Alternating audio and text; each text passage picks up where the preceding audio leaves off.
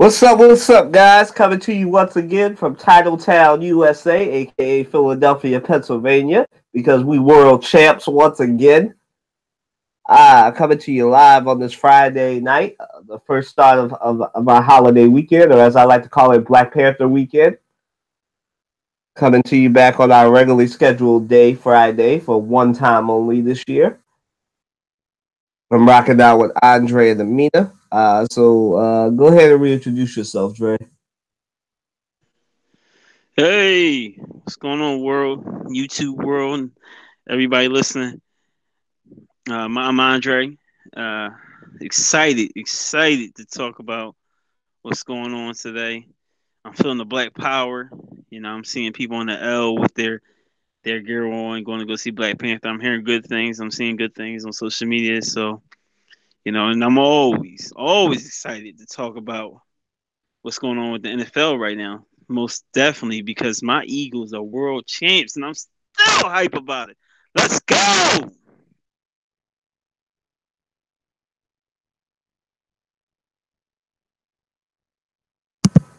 Amina, it's all you. Everyone live in It's also weekend, in the NBA. Some great topics to talk about today.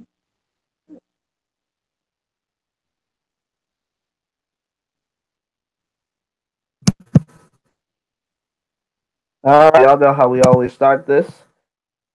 We start with our crossover hot takes. Before we do that, we'll do the roles of people that ain't here. Matt's a diva. He comes in when he want to come in. He'll be in soon, probably. Trey is either working or, for you Trey fans, is either working or celebrating the birthday. The young buck of the group just turned 21, so he's out probably celebrating or working. Uh, Everybody else is watching Black Panther because it's opening day. But going on to our crossover hot takes. Guys, is the Super Bowl losing relevance? It's so the Philadelphia. Excuse me, sorry. Um, so the Philadelphia versus Boston Super Bowl came back. It was 100 plus million people that watched it. And apparently, that's one of the lower ranked Super Bowls ever. It was still good enough to be the number one program on Sunday night. Excuse me. So the question is the Super Bowl lose? Go ahead, Andre. I don't think so. Um, Now, is the NFL going through an experience where they're losing viewership? They are, but that's on a due that's due to a lot of reasons. So the national anthem thing took a hit, and I don't think some of those people didn't come back. I think some of them came back, but I still think when you got 100 something people watching a game like, and it's not a short game, it's a long game. I think that's pretty good. Like they really got to count their blessings. Now you do have to implement changes and do new things so you keep growing your audience and you keep people interested. Like you always like I like the fact that they always revisit the calls and rules and see what rules need to be changed, what rules are good. But I think they're good. I don't think it's losing relevance. I think it's just going through a period where they really have to just see what people want and ask what they want. But they still on top, like 100 something million. Like you said, Colin, when you're the number one, you're still the number one program on Sunday. Like that's pretty huge. A lot of people watch, a lot of people's interested. It was a good game. It was a good time. So it's not losing relevance. It's just going through a period where they have to really work hard to keep their viewership up instead of having it going down.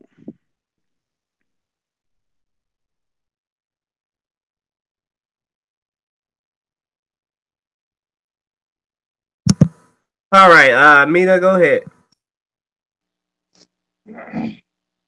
Concerning the question is the NFL and Super Bowl relevant, I would have to say not at this time. People are still tuned in, obviously, because it's still. Can you hear me?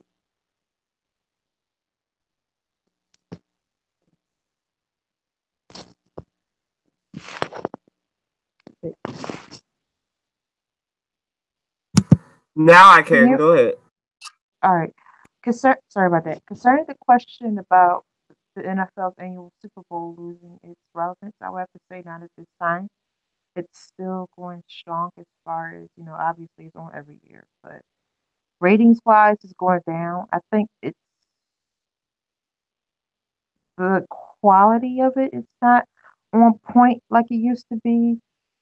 Um, the Super Bowl has become rather predictable due to that team that's out there in Boston over the last,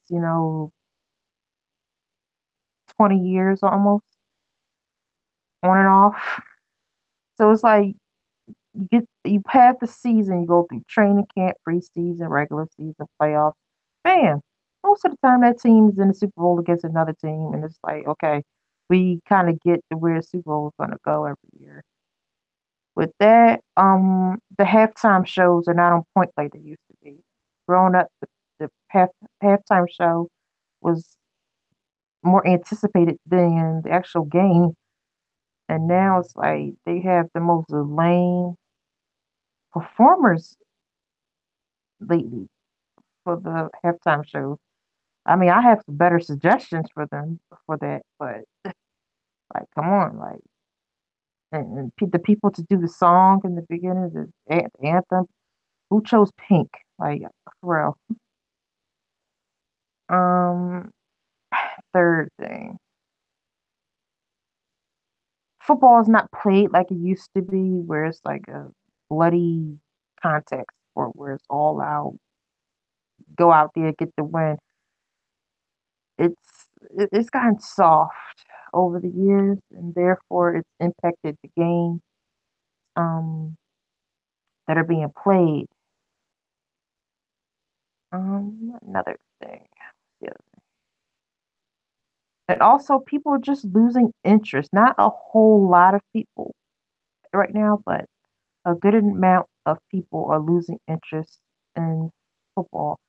I mean, every season lately, I would say within the last 2 to 3 seasons, people I know that have watched football their entire lives, grew up with football, their family is into football. They're foregoing entire seasons, like watching games every time that one is on to go do other things with their time. They're going spending time with their families, getting things done around the house. They're just not focused with that. And also, it has to be contributed also to the fact that it's 2018 rather than years ago. This is the age of technology and electronic advancement. People are no longer sitting at television screens to watch everything that they want to watch. We don't have to do that anymore. This is not 10, 20, 30 plus years ago. Great point. People are streaming Super Bowl on YouTube. A whole lot of sports games I watch on YouTube. I don't have to sit in front of the television for that. I keep up with basketball games and football games on my phone. On social media, I keep up with them. I follow the NBA and NFL on Facebook and Instagram. I don't have to tune into ESPN or Sports Center to find out updates about my favorite players in, on with either sport. So a whole lot of factors are being tied into why the Super Bowl is losing its old school thrill ride that it once had.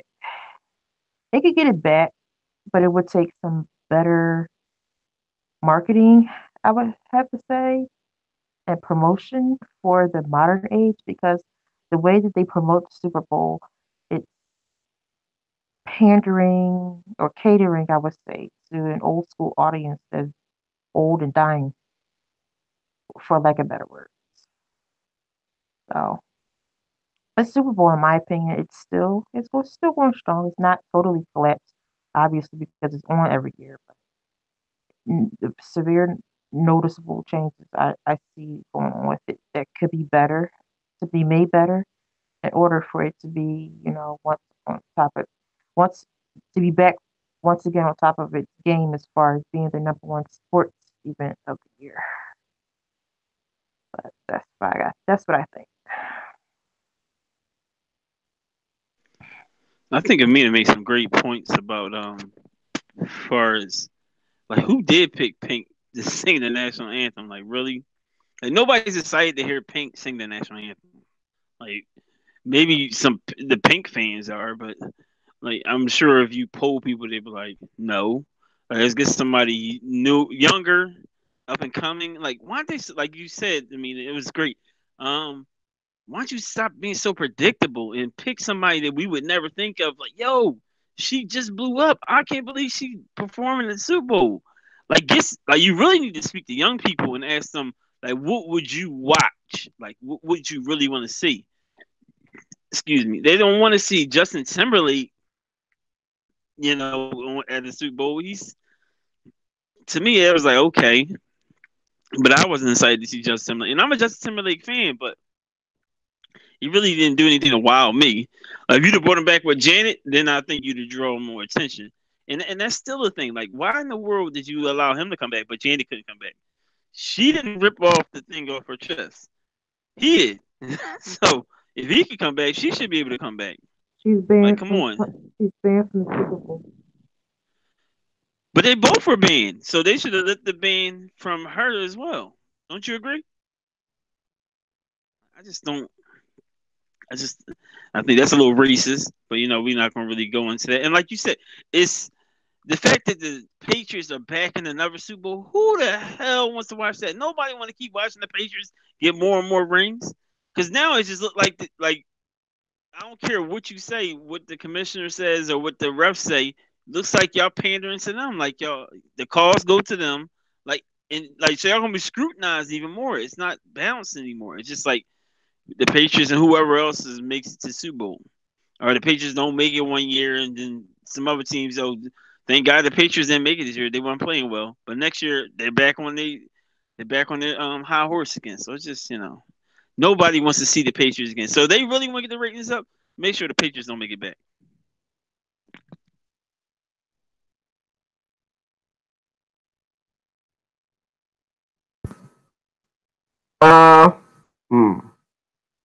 I really took most of the points. Yeah, I mean the Super Bowl this year had 106 million viewers. It's not wasn't the highest rated Super Bowl they had, but it is what it is. I think the Super Bowl.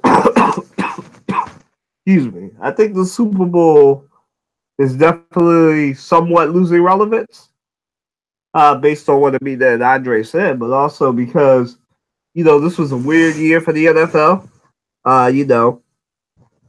You had protests on both sides of the aisle. You had black people saying we're not watching until Colin Kaepernick gets a job.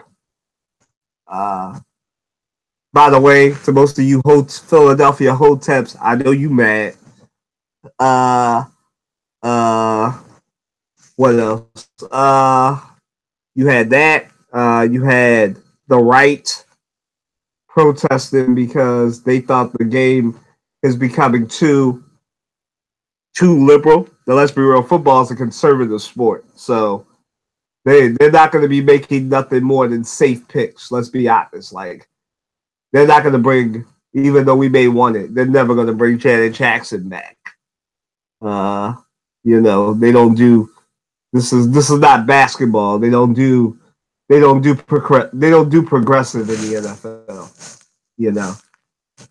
But yeah, it's losing relevance because of that. As Andre and Amina said, there's not a young audience that watches football. Football is dying because the audience is old. Plus the concussion stuff with the CTE. Football is definitely losing relevance, and that's what all played into the Super Bowl. And so I definitely think the Super Bowl is losing relevance just because of, football is dying. Football is dying in very slow death. It's still the number one sport in the NFL, but it's starting to get sad. It's starting to get sad with what's going on in football. Hopefully, they'll bring or find a way, like I've said in multiple podcasts, to incorporate Colin Kaepernick into the league so they can be able to gain some viewers back. I know some people who have said personally that they they were of course doing the boycott this past season because of Colin Kaepernick's situation, but they said that they won't watch another game of football ever in their life until he's on another team. They said that Super Bowls are even off the table for them until he's signed to another team. So the boycott is still going strong, and so many people I know they didn't watch the Super Bowl this month. They people that usually go to Super Bowl parties every year, they didn't go to those. They were actually not. Some people didn't even have their television on that night. Some people was watching movies with their children instead. So this protest took a nosedive for the ratings this year. People took the boycott seriously, and I didn't know people was going to take it as far as the Super Bowl, but they did.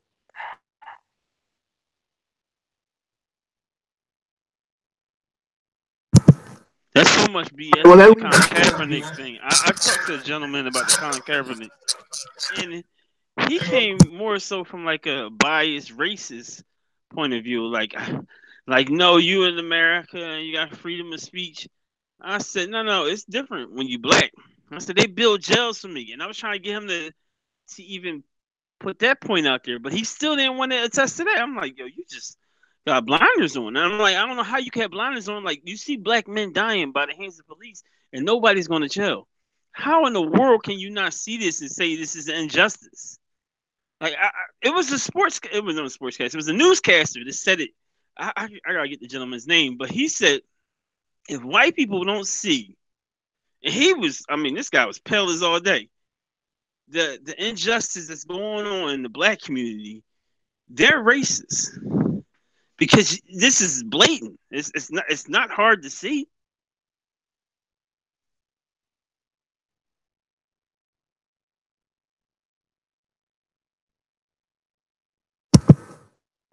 Okay. Yeah, like I said, multiple reasons why this Super Bowl, even though it was Philly versus Boston, was really one of the lowest rated Super Bowls. Protests, CTE, and everything else. But that moves us into our next question. So, guys, will the NBA supplant the NFL in popularity sooner than later? Go ahead, Andre. No, well, not as soon as some may think. Like that's probably at least 10 years off from happening, and there would have to be another something dramatic, something that happened, like the whole anthem protest. Like they would have to have something like that happen every year for the NBA to take over. Now we all know the NBA is a more global game because we see it more. You see more people. Well, people are playing basketball more in other countries. It's in the Olympics. That tells you right there it's a more global game. Now, anything that's in the Olympics is a more global game. The NFL is not in the Olympics. Like some countries play it, but it's not a lot of countries. Like they really look to us to see football. Anything else is like basically like Pop Warner compared to us. But no, I don't think the NBA is going to take. Well, not no time soon. I keep saying that again, and I really believe that. Not for like at least 10 years.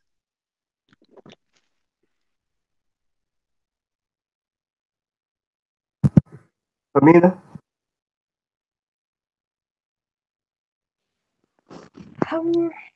The NBA replacing the NFL. When you make the question, were you talk about like in general or the Super Bowl versus the finals more so?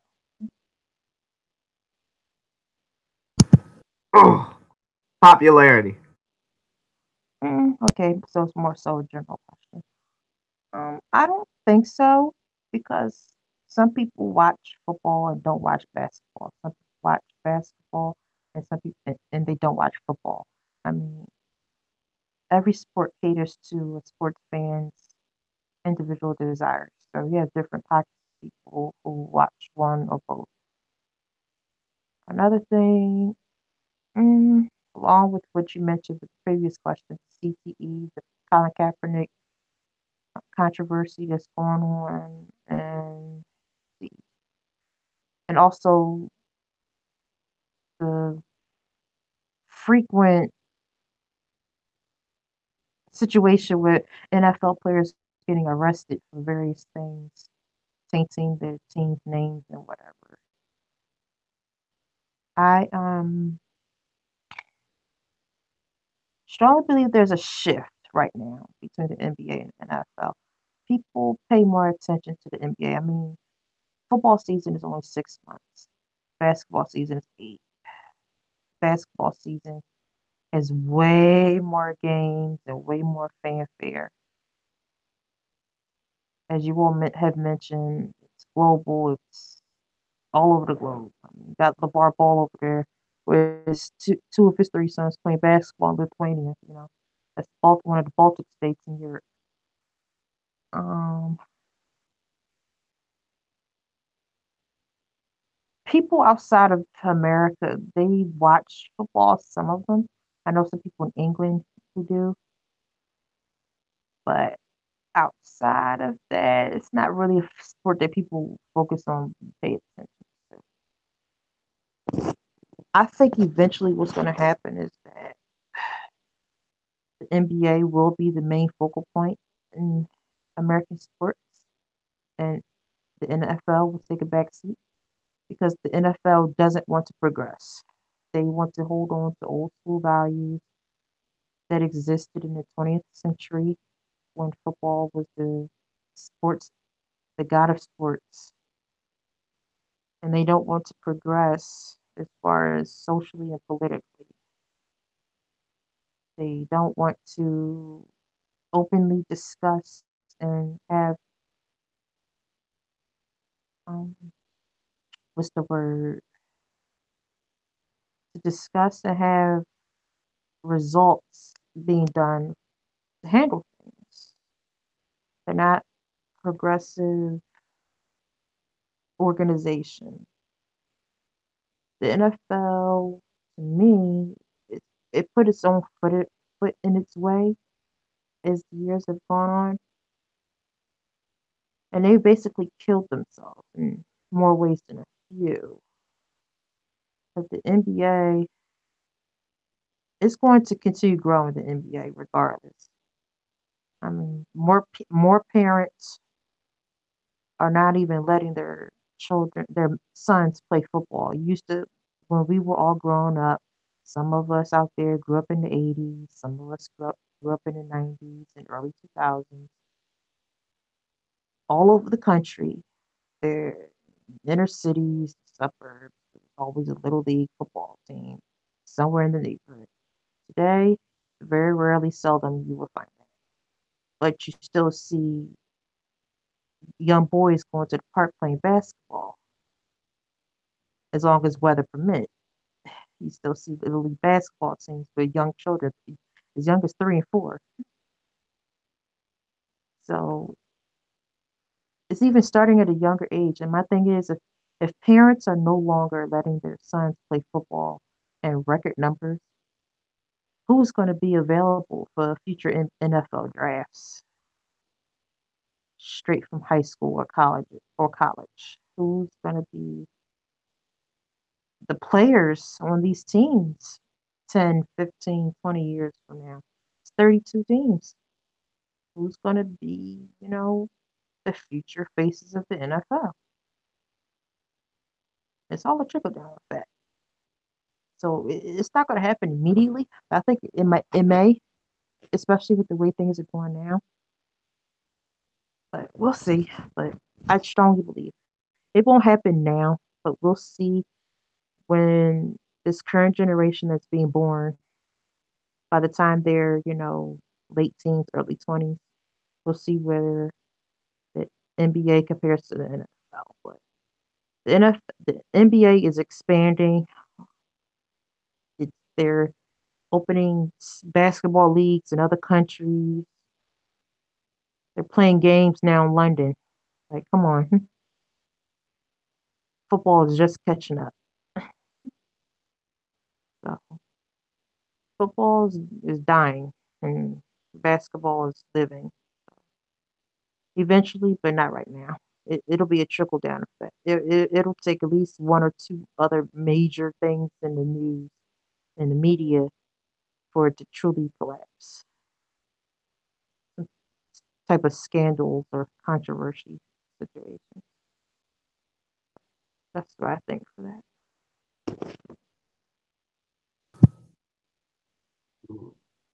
Y'all keep saying that. I feel there's already a major scandal in football. That CTE is the major scandal. Like head injuries, the biggest thing. It's not even the protest. I think we give that a little bit too much credit. It's not the protest. It's not any of that. Not saying that protests don't matter.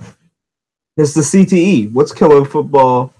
It is the ratings, but it's also the fact that they keep every year is a steady decline in youth participation in football. Why is that? Because of CTE. That's what's going to kill football, CTE. And that's what's going to continue to kill football. Now, the Colin Kaepernick and everybody's reaction to that is just killing football a lot faster than a lot of people thought it would die. But I'm gonna go higher than that, 2 to 3 years. In another 2 to 3 years, the NBA will surpass the NFL. And the main reason I say that isn't even because of all the stuff I just mentioned. It's because they be somebody other than Tom Brady, Drew Brees, Nick Foles now, and Carson Wentz that are recognizable faces outside of football. Like there is no real superstar in football. Like there's nobody who's the face of football. That's Tom Brady. Cam Newton. They don't consider him the face of football. The face of football. The face of football, unfortunately, is Tom Brady at this point. Since he was drafted in 2000, he's been the face of the NFL. Let's be honest. I mean, but let's be real. Like, I gave you 4. You named Cam Newton and Russell Wilson. That's the problem right there. You can only name 6 recognizable football players. That's the problem.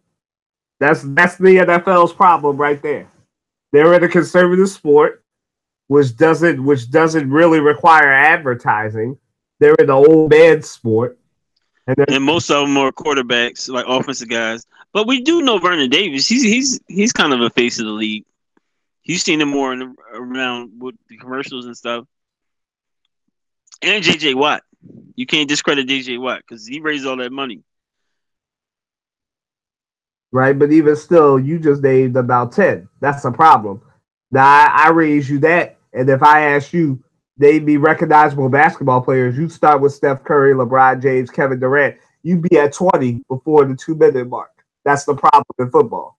Correction. I would start with LeBron. What'd you say, Amina? I said I could do at least 30 right off the bat. Yeah. Basketball players right now. You can name 30 recognizable basketball players and can't name. I can name probably 10. But hold up, which one is the older sport? Is football older? I think basketball's older than football. The NBA, I think didn't the NBA get started when they did the merger around the 40s, and football was the 60s when they did the merger with the AFL. Yeah, I thought basketball's been around longer than the NFL. So naturally, like it should be a more global game. It's been around longer. Right, but football's always had this problem where you can't really name recognizable faces in football. Excuse me. But that's the main problem right there. And that's why I believe the NBA is going to supplant them in 2 to 3 years. Because the NBA every year gets new recognizable faces in the league through the draft. Right? The NFL takes a while. And they don't even really do much to get people recognized. Like I said, the players have to seek out their own advertisements. Well, I agree with you on that because the league does not do a good job at making the guys more recognizable. Like all they do is promote the Tom Brady's, the Drew Brees, the Aaron Rodgers. It's it's so racist. Like it's usually the white boy they promote.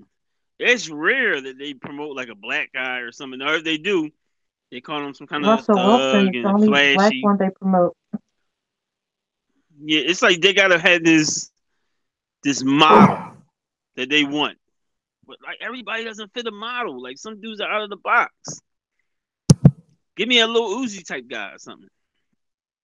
Conservative sport, man. They only do the least. They do the safe pick. Conservative sport. That's the problem. So the NBA will definitely supplant the NFL in 2 to 3 years. 5 years, if you by as Andre's prediction. Amina just said soon. I'm saying 2 to 3 years. Uh, Moving right along, can the NCAA effectively legislate sexual assault, or to can the NCAA effectively legislate the sexual assault stuff?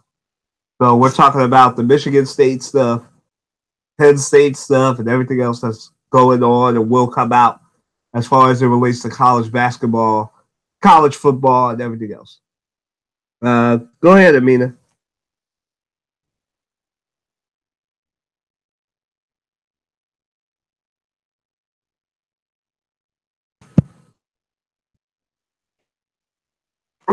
Amina, you there?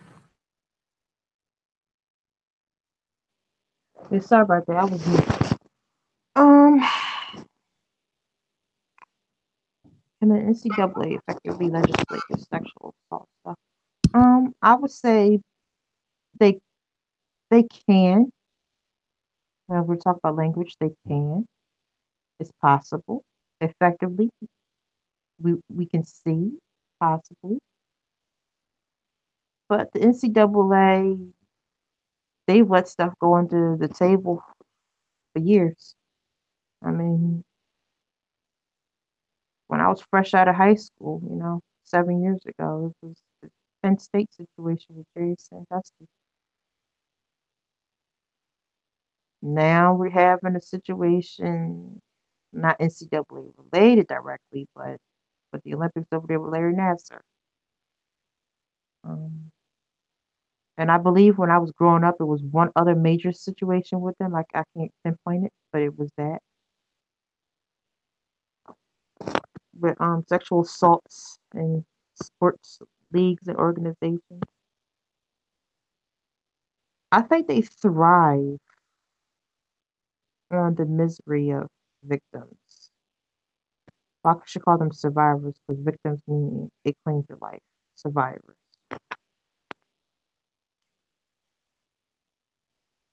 To deal with situations of like sexual assault means that eventually they will have to pay our restitution money and go through cases from being sued, this, that, and the other.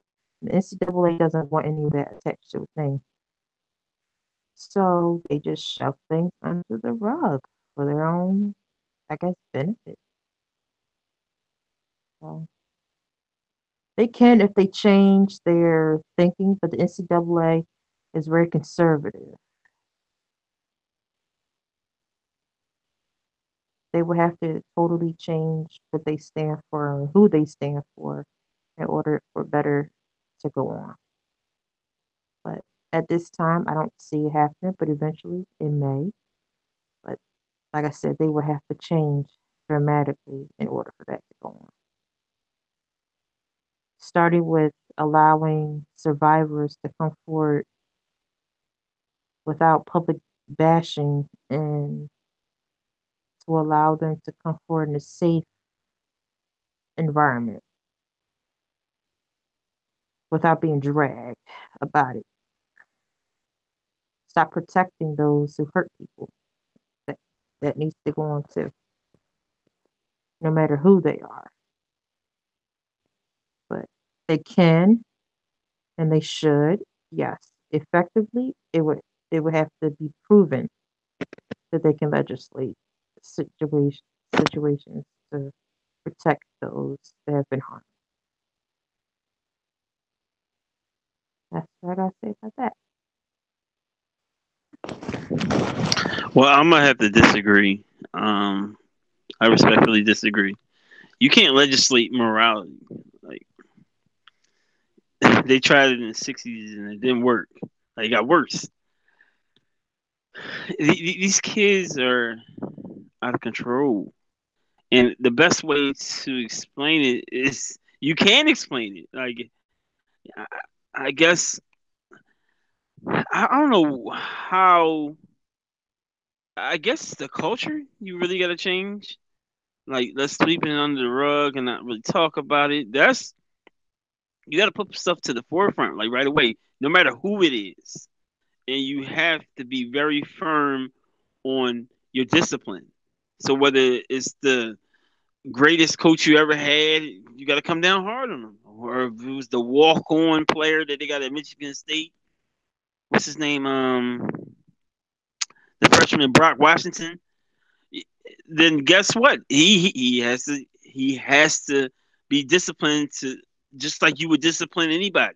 Like you can't just because you got a good storyline going, you can't jeopardize the program, the school, the NCAA for the sake of viewership. Like that's just horrible. You know, these young women are going through these experiences. These young men are going through these experiences at Penn State, and now they have to deal with this for the rest of their life. Like, I don't know. I guess they should ban these teams for like a couple of years, like 5 years at least, 10 years at the most. Well, no, depending on how severe the crime is. Like, Penn State shouldn't really be able to play any sports after what they did, or they shouldn't be able to play football anymore. But you know, we know what sports does for a school. We know what it does for the university. Just ask Temple. Temple's buying everything up because their enrollment has grown so large because their football team did so well for like the last couple of years. So I don't think you can, and I don't think they will be able to until they change this culture. This culture is really taking hold of NCAA, and if they don't do something quick, they're going to find themselves in legal troubles. Well, they're already in legal trouble, but they're going to find themselves in legal troubles they cannot get out of, and they're going to want to be in bankrupt because there are going to be more families suing. There are going to be more girls coming to stand up for their rights, and as they should. You know, the Me Too movement has showed that nobody, I don't care how powerful you are, can come down. Except for our president of the United States. We still waiting for that one to happen.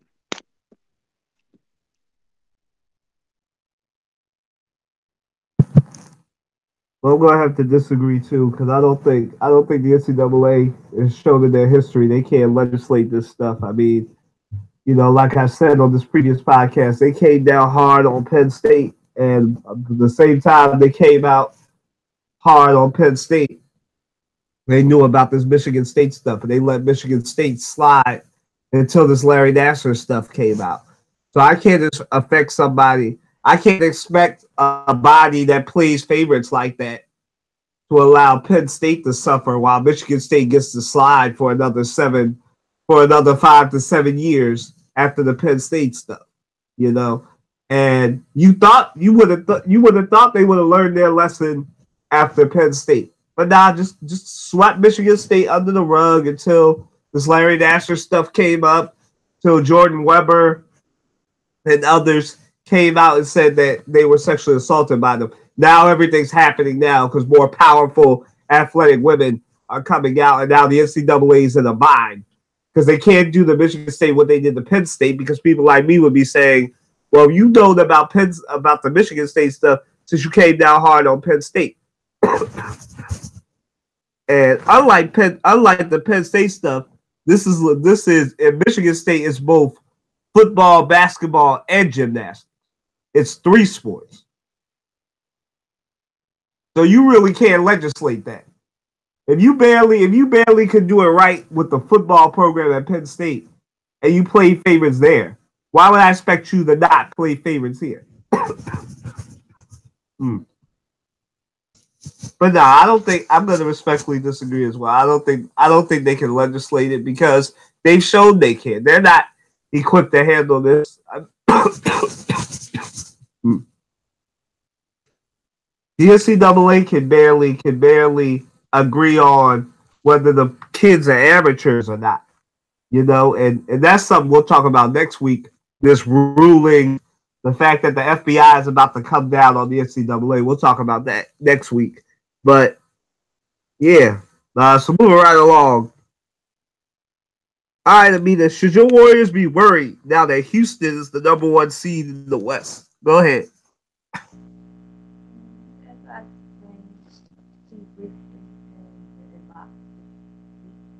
No, my God, should not be worried.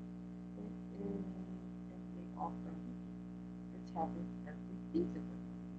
By the time the All-Star weekend comes, my guys are training up, they're ready for the break, they're ready to chill, and then put things all together. All-Star weekend is over. They bounce back. We end up going to the playoffs, basically sweep our way to the finals. And we win another Larry O'Brien. It's very predictable. It's they've been playing straight since October. Since late September. The season started a little early this year, and they've been playing games, two to 3 games a week since. I'd be drained too, and it's showing they need their break. And good thing that it is All-Star weekend. But now. And another thing, my team plays different during the playoff season than we do during the regular season. Regular season, sure we have extended win streaks and basically win all our games. But playoff time is a completely different thing. It's like beast mode. So I'm not worried or concerned. Houston can have the seed. We had it for several months this season. They just got it back this week. And hey, I'm not worried about the Rockets. They haven't won a finals since I was in a diaper. I'm not worried about that. I'm just worried about my team getting another Larry O'Brien in June. That's what I'm in for. Not no Rockets. That's what I got to say about that. Well, I agree with Amina. I don't think her team should be worried at all about the Rockets having the number one seed right now in the NBA. It's All-Star break. Like, it's still the first half of the season. I believe when it's time to turn on, the Warriors are going to turn on. I doubt they're going to, take a backstage or a backseat to the Houston Rockets. Like, the Houston Rockets don't scare me. Like, if they're playing good now, cool, but I think Cleveland could beat them right now, to be honest with you. And I might sound crazy saying that, seeing how just like Cleveland just blew up their team, but I still have faith in LeBron. He's still the greatest player to me in the NBA. And I know some other people believe that too, but they might not, because we know he's on the downside of his career. He's not at his peak, like where he was at when he was in. I think he was at his peak when he was actually in Miami. That's when you saw like everything come out of LeBron. But yeah, I don't definitely think they should be worried. I think they're treading water like most teams do, and I talked about this before. Teams, just try to stay above 500 during the regular season so they can make the playoffs. Now, if they get easy games here and there, then of course they're gonna take it out and just annihilate teams.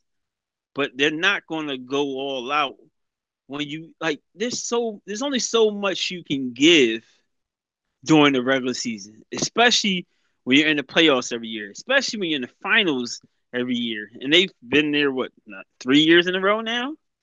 So they've been there a lot. Plus, some of the players have been on the Olympic team. That's a lot of basketball miles.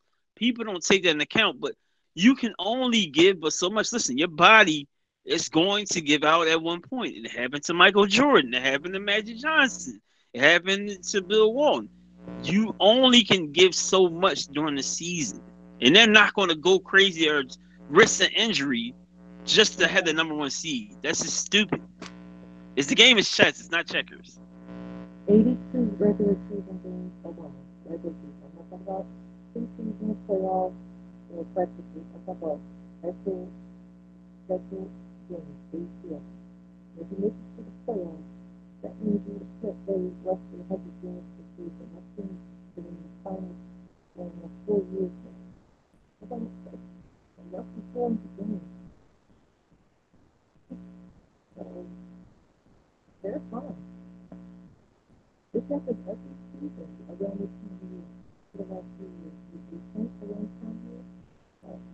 Not 18? I think they took this season different. What is it? We're in playoff time. That's fine.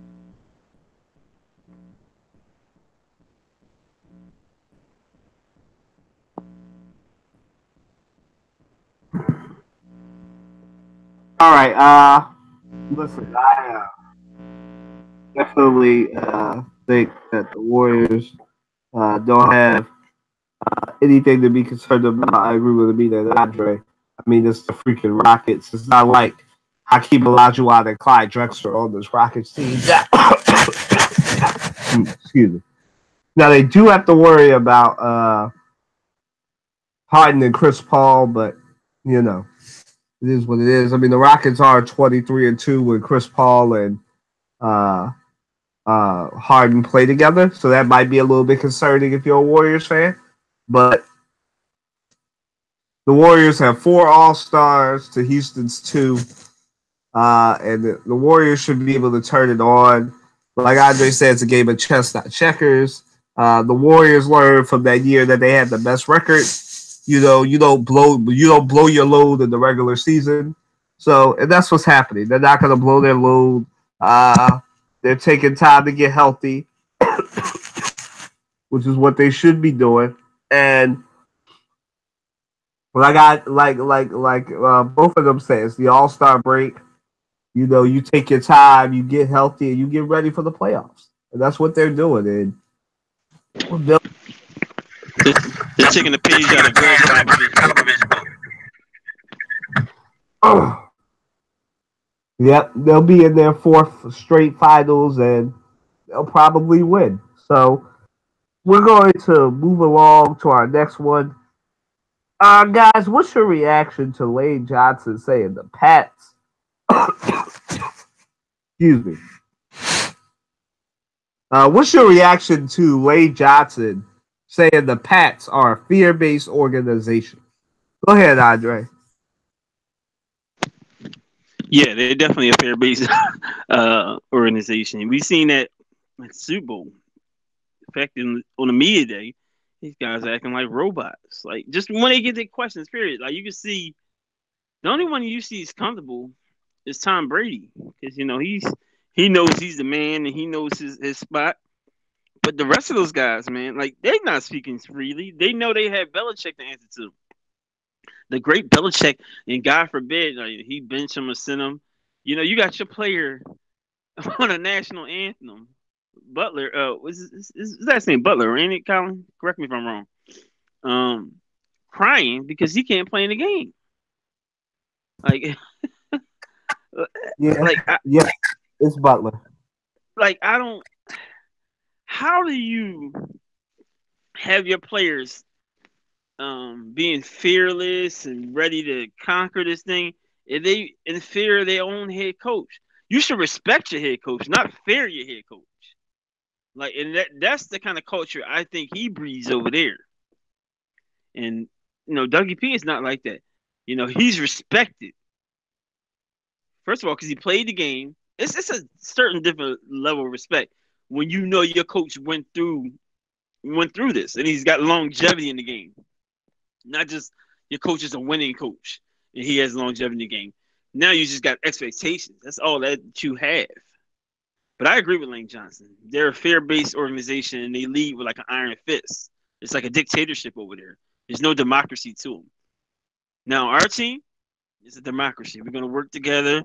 We're going to look at things and we're going to see if this is the best solution. I love the fact that Dougie P said we looked at what Nick Foles did best and we implemented that. That's wisdom. That is wisdom, not what Belichick do. I have a system, and you're going to flow in the system. We're going to get it down to a key. No, that's not. That's why they like Trump. They like that dictatorship stuff. That's exactly why they like Trump.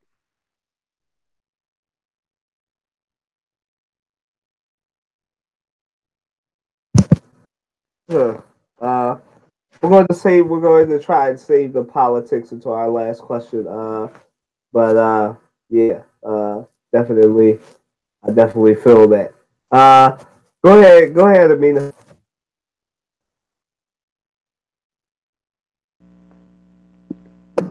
I would agree that with that within the question of Johnson that the Patriots are a fear-based organization, and it showed with what you all said about Super Bowl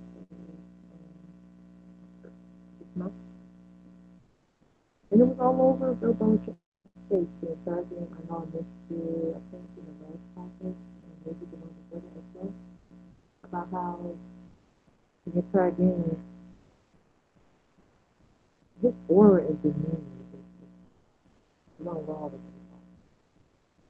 I think it was contributed to the fact that he knew that they were going to lose this Super Bowl, especially when the game was about to end. It was all over the place. But outside of that, it really is a fear-based game because if you watch any other team in the NFL, the other 31 teams, they play humble games. Even the other teams that I particularly don't care for, I honestly think they play humble games. And they win, they win. They lose, they lose. They move on to the next one. But it's the one particular team from Boston that doesn't play like the other teams. They win.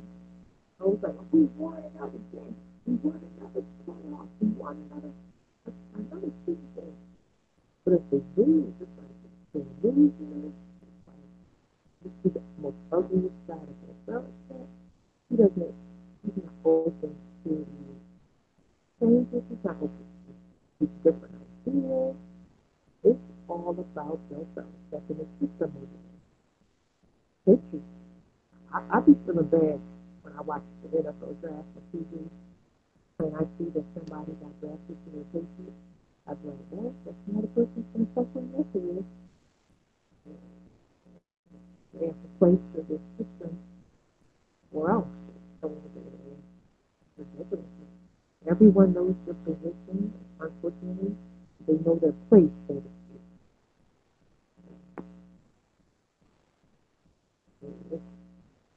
Yeah, that team. It's the 31 teams versus Boston. And that's how anybody that can win Super Bowl against them, I got great respect for them.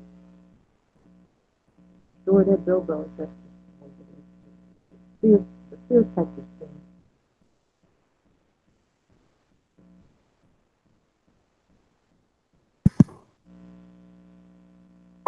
Yeah, I agree. They definitely are a fear-based organization, and as Andre said, you can see that based on their the NFL's love for them and the fact that you have players like Malcolm Butler who apparently was sat for weed, but not weed, but having violated team rules. What that is, anybody can guess. Nobody really knows what he.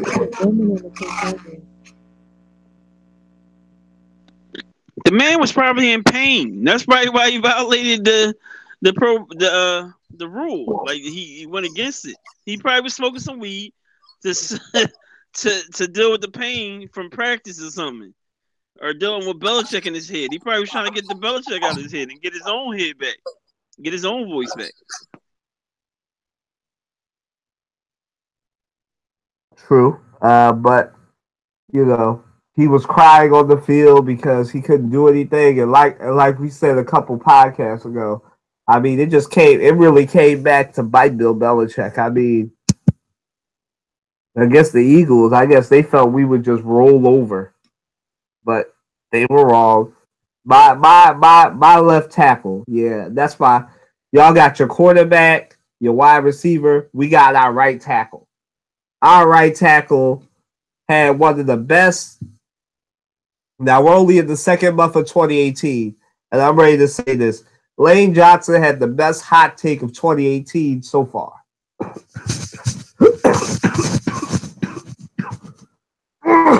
Excuse me. Because even though we beat him, he's still calling out the Patriots, and they need to be called out for what they do to different players. First off, for cheating. You know, half those titles are because they cheated. You know, and that's a great point, Colin. I gotta say this. I still don't understand how you are determining the greatest when we know you cheated. Guess what? You don't get determined the greatest when we know you cheated. If we knew Larry Bird cheated for all those years, they wouldn't speak him among the greats anymore. You know, they might take him out of the Hall of Fame because, like, listen, they won't put Barry Bonds in the Hall of Fame because they know he cheated. But somehow Tom Brady and Belichick, they get away with it because, like you said, they are the model for the NFL.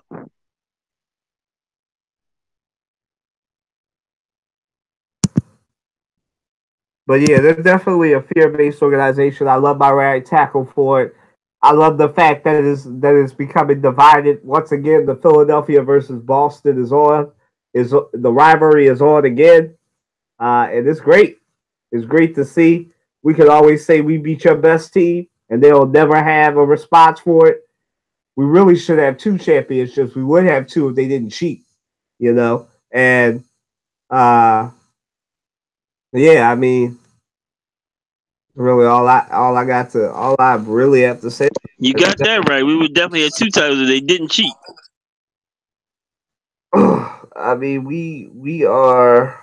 Wade Johnson had the best hot take. Whether ESPN, Fox Sports, and whoever else agrees and disagrees, they know it's true. Because only the New England Patriots would sit somebody for weed and women. The 2 things that all athletes have: weed and women. Like, come on now. And that's just a rumor. Gotta be honest here. That's just a rumor. All the Patriots will say is he violated team rules, whatever that means. But, you know, it's reckless. You know, pride came before the fall, and Lane Johnson was right. So moving right along. Are the 76ers peaking at the right time? Go ahead, Amina.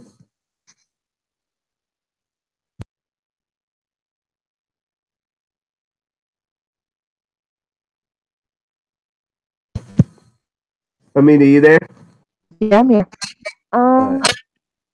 I just checked their ranking, and they're 7th in the East, which means that they're up there, that where they can qualify for the playoffs.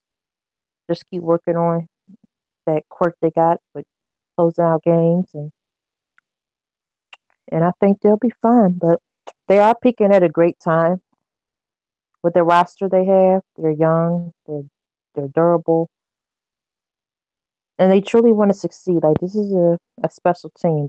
They want to win. I know they do,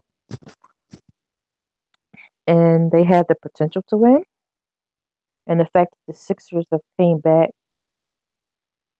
to a respectable status in the NBA that they haven't been in for well over a decade it's truly remarkable. Like it's a really great thing, and they're on their way to success. And hopefully, maybe this season or next, they'll be in the playoffs. But they're on the right track. I mean, they're in seventh place in the East, so they're above eighth. So they're definitely playoff contenders at this point if they keep going on the well path that they're on. So I'm happy for them, and maybe in the time in a year in the coming future, they can win Philadelphia's first Larry O'Brien since the days of Dr. J.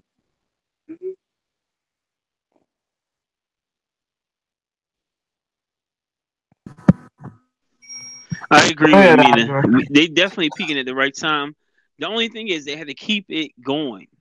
You have to keep this going. Don't do this when you get to the All Star break and then all of a sudden you just tail off. Like no. Let Embiid play. We trust the process. Now we need to see results. That need to be the next hashtag.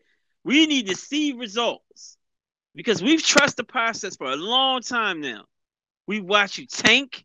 We've watched you take Embiid in and out of games to do this sports science thing that is works better for him, and he's going to have a longer longevity because we got him signed now for a long term contract. Okay, I get all that. I get all that. But listen, we need to strike, and we need to strike now. Not wait till Markel Fultz come back, and he can get his psyche back, and he can get his jump shot back. Like that's just something totally. I still think that's totally absurd. Like, what the hell is wrong? He's such a kid. That's what it is. He's immature, and he still hasn't found himself as a true professional. You know, the question remains: should he have stayed in college? Shoot, because if you can't get back to the place where you know your jump shot is the truth, and like your body's telling you one thing, and you doing something different, and your shot's different. Come on, man. I've never heard this before in the NBA. I'm so sick of hearing about it. I'm so sick of talking about it. This is the last thing I want to talk about when it comes to the Sixers. Markel Fultz, dude, either you're gonna play, you're not gonna play. Now, if your jump shot's on and off, guess what? We're gonna have to move on. That's what we exactly going to do. But it's the number one draft pick, man. Show me results like you was the number one draft pick. That's all I'm asking for. Show me results like you the number one draft pick. If not, we need to trade you like you're a fifth round draft pick. But we can't do that because you can't waste number one draft picks. We tanked the whole season to get this fool. And I personally didn't want him. You know, I hope I'm proven wrong. I hope he comes back next season. He's on fire. And he's like, oh, this was one of the smartest things the Sixers ever did. I doubt that'll happen, though. But we'll see. We will see. And, you know, I want them to prove me wrong. I really do want them to prove me wrong. And the whole question about should Joel Embiid play, he should play in the All-Star games, in the Rising Star games, whatever. Whatever they let him in, let him play. He worked hard to get here. He's popular. We want to keep him popular. We don't want to diminish anything because we're afraid of him getting hurt. We can't play scared. We got to play with heart. AI played with heart, and people loved him for it. They still love him for it. They wore AI jersey at the Eagles parade. That's how much that boy is loved, man. Come on now. So yes, they are peaking at the right time, but they have to keep it going. Period.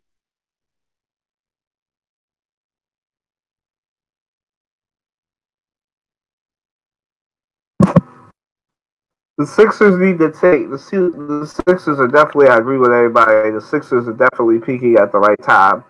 Uh, the only thing with the Sixers that's my concern is I don't want them wearing becoming worn out. I mean, both our main three players right now, Sarek, Embiid, and Simmons, are playing in the Rising Star game. I'm happy for that, but I want them to take a break, rest up after. I know Embiid probably can't because he'll be in the All Star game on Sunday. And I'm happy about that. But my thing is with them is sort of like Andre. I don't want them getting tired of peaking because what always happens is because of the grind of the NBA season, somebody gets tired. And we have a very young roster with not a lot of veterans. So we need our young guns to stay energized, have the same energy in the 50th game as they did in the first. But see, The way you combat that, Colin, is you don't allow him to play 40 minutes or 30 plus minutes. You put him in for like 25 minutes. You got to take him in and out of the games. And guess what? Your bench players, they getting paid to play. They got to play. They can beat out, and they got to step up to the plate. Otherwise, we got to trade them bums and get some new guys in here that can step up to the plate. And that's what LeBron will always ask for. Like, listen, I can't play 40 plus minutes every night. It's not going to work. I'm going to get burnt out. That's why he cramped up, and that's why you see Isaiah Thomas not on the team anymore. You don't see Iman Shumpert on the team anymore because people weren't stepping up. You have to step up every game. You don't get nights off. That's what you don't get. You don't get nights off. What you do is you get a certain amount of minutes that helps the team out. But nobody, I don't care. Like Kobe said, he said, I would darn near my arm had to be broke in order for me not to play a game. A game. But they want to keep protecting these players. I agree with you, and the Sixers are letting them play back to backs, which is fine. I'm happy about that because there's no days off in the playoffs, so I'm happy about that. But my thing is, I don't want them burning out because they both average about 30, 35 minutes a game, which is not going to work if you're going to be in the playoffs. That's too many minutes. That's the problem. That's too many minutes. So hopefully Brett Brown will do the right thing and start playing them less. But it's the Sixers, and they don't blow teams out a lot. I love the Sixers, but let's be honest, they don't blow teams out a lot. So that's why Embiid and Simmons play all the minutes because they definitely don't blow teams out. So they definitely are peaking. Like I said, I hope Brett Brown manages their minutes better, especially as the playoffs come around, because I fully expect them to make the playoffs and everything. But I just need them to manage their minutes better, definitely. He should have learned that from Greg Popovich. Like all that time he's under Greg Popovich, he didn't learn that. Well, so there's a lot of things he should learn from Greg Popovich, like how to run a franchise. But it is what it is. There's definitely greatness in the Sixers, and I hope that they continue to mold the greatness. But you gotta be smart with the minutes, especially with your two young stars who both have injury issues. And this is the time where you find the bench. Now you have Marco Bellinelli, start using him more, and just do that. Moving right along to our next one. Shaun White. What are y'all reactions to Shaun White sexual assault allegations? I know Shaun White isn't a name we talk about a lot. Really, nobody cares about him outside of the Olympics. But he apparently sexually harassed, allegedly sexually harassed a woman in his band, which is actually called the band name. And I'm not laughing at the sexual assault. I'm laughing at the band name. The band name is the sexual harassment in this case, not the sexual assault. The band name is called Bad Things. Now, irony aside at the band name, the woman's claim she was his bassist. So she was a member of the band. She said she was sexually harassed by him. He was very dictatorial in his leadership style. Another dictator. He did a lot of different things. I'm still reading up a little bit on it, but that's the basics. So go ahead, Amina.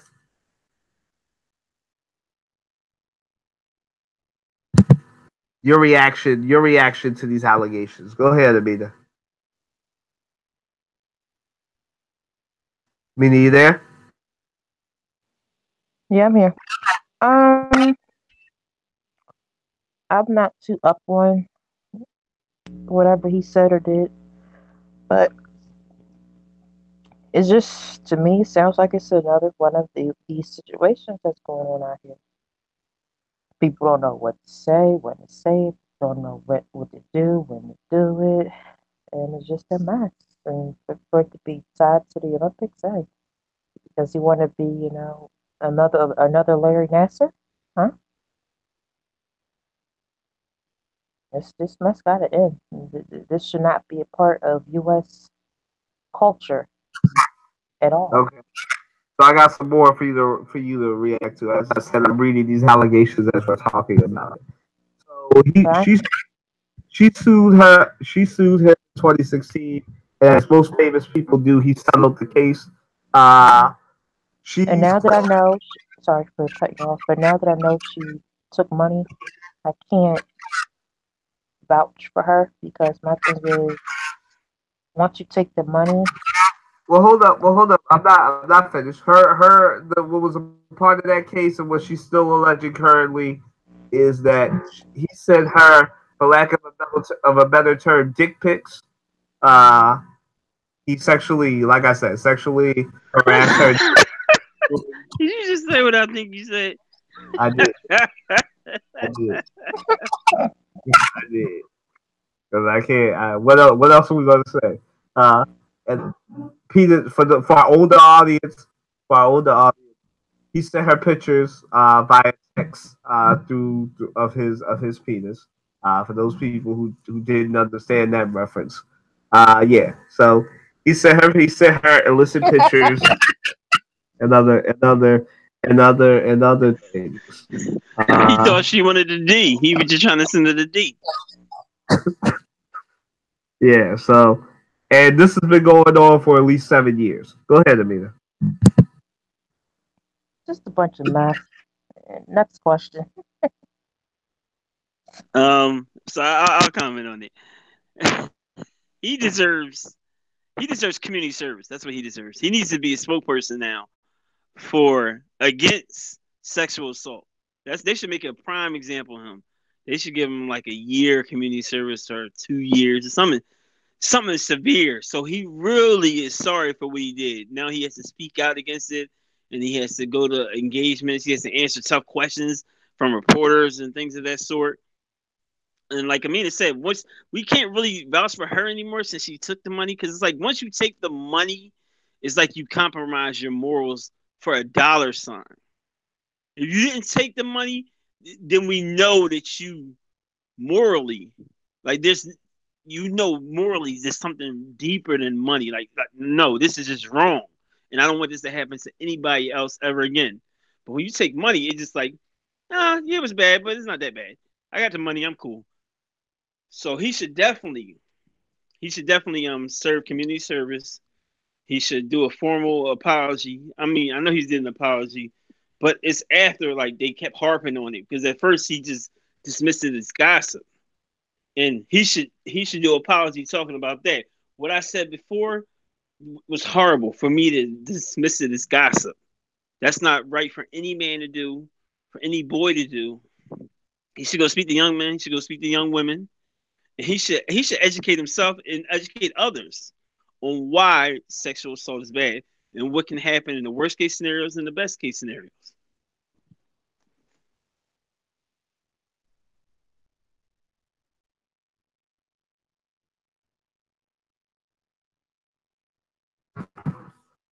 Yeah, like I said, I'm still reading up on this because this is basically some fresh stuff. This is only in the news because Shaun White is the face of snowboarding, and like I said, the only time we care about snowboarding, or outside of you people who are avid snowboarding watchers, which more power to you because I can't watch that.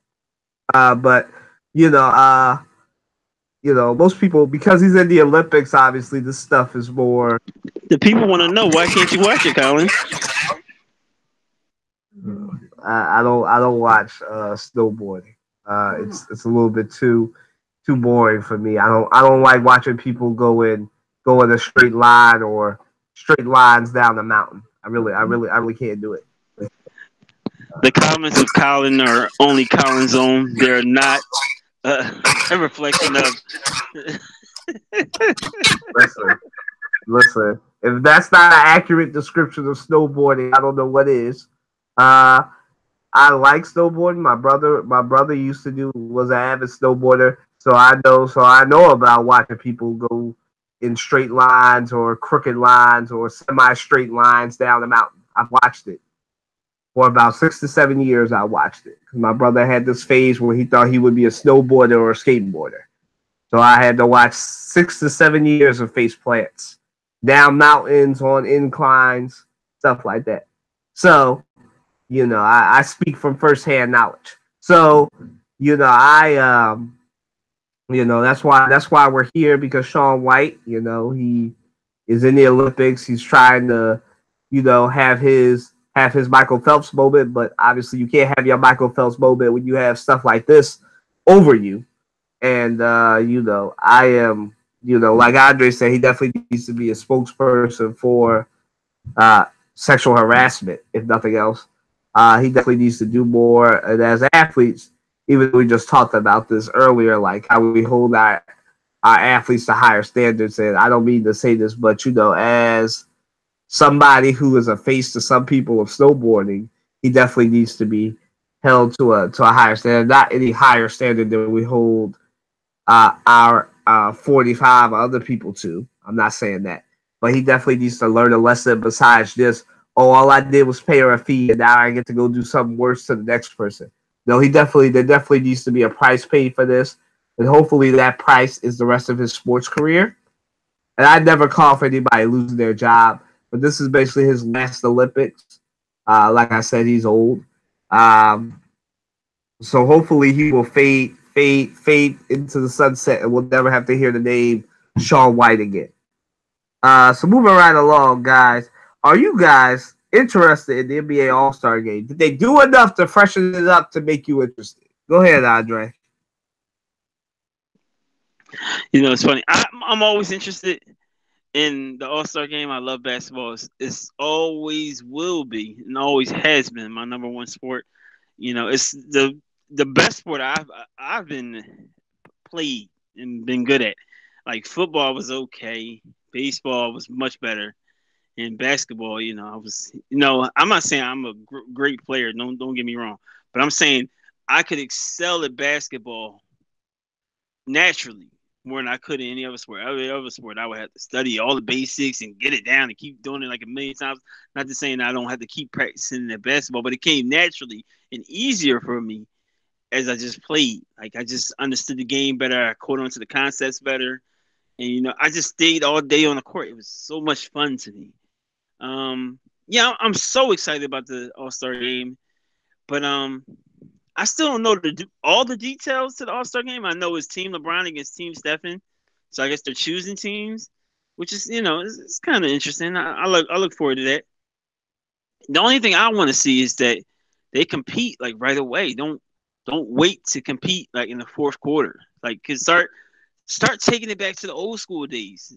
And I guess the only way you get these new school players, because the game is so much about money now, is to give them incentives. Like, listen, if you score this amount of points, we're going to give you some money, or we're going to put this money to a charity. That's what you could do. Put the money to the charity. Don't even give the money to them. Say, listen, this will go straight to your charity. But then I guess there'll be some players that wouldn't even care about that either. But I will say this. I haven't been paying attention as much to the NBA season because my Eagles have been lights out. Like I just couldn't take my eyes off them, and I was like, just drooling, waiting for the next game because I'm like, dude, I really think this is a year, and it was the year. Like, and I'm still hyped. I know you like chill me, but I'm like, listen, like it's been so long. As Colin though, it's been so long, man. Like it's like when you finally get to kiss that girl you've been dreaming about. Like, yo, I really just kissed with such and such. Like if I'm dreaming, do not wake me up. And that's exactly how it feels. But yeah, I'm excited to see it and to see what happens. I'm excited to see All-Star Weekend. Period. I love seeing the dunk contest and seeing who's going to surprise me because it's always like a breakout star because the superstars won't get involved. That gets on my nerves. Like you use it so great, but you won't get into the little mini dunk contest. Come on, man! Like seriously, we want to see y'all. Like just do it at least once. Kobe did at least once. Like these guys are so pretty nowadays. They just so worried about their brand. I guess they so worried about making a fool of themselves. But like, listen, if you are great, you won't make a fool of yourself. You'll do great plays. You know, Dwight Howard did it, and look at his career right now. So it don't necessarily mean your career is gonna be better if you don't go out there and embarrass yourself. We know that for a fact. Yeah, so I'm excited about the whole All Star weekend. I even watched the Rising Stars game until it gets boring. Then I'm like, all right, what's on next? But yeah, I'm excited about the All Star game. I can't wait to see what they do, and I hope these guys are competitive. Like, don't come out there pussyfooting around. Play hard.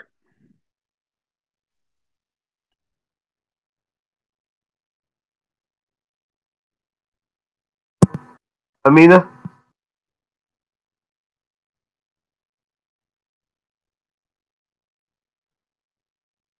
Yeah, I'm definitely looking forward to this year's All Star game for this season.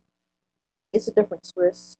They instead of all the players on the Western Conference team being actually from Western Conference teams and as well as the Eastern Conference, they enforce team captains. Um, LeBron James is for the East and Steph Curry is for the West, where they selected players from any team, any of 30 teams they wanted, to play on their All Star team. I think it's a better option for right now. I mean, it's only a trial run for the first year, so we'll see how it goes. But the goal was to make it more balanced because for the last several years, the Eastern Conference would just be getting swept and stomped on every All Star game, and they were having literally no success matching up with the Western Conference. But now that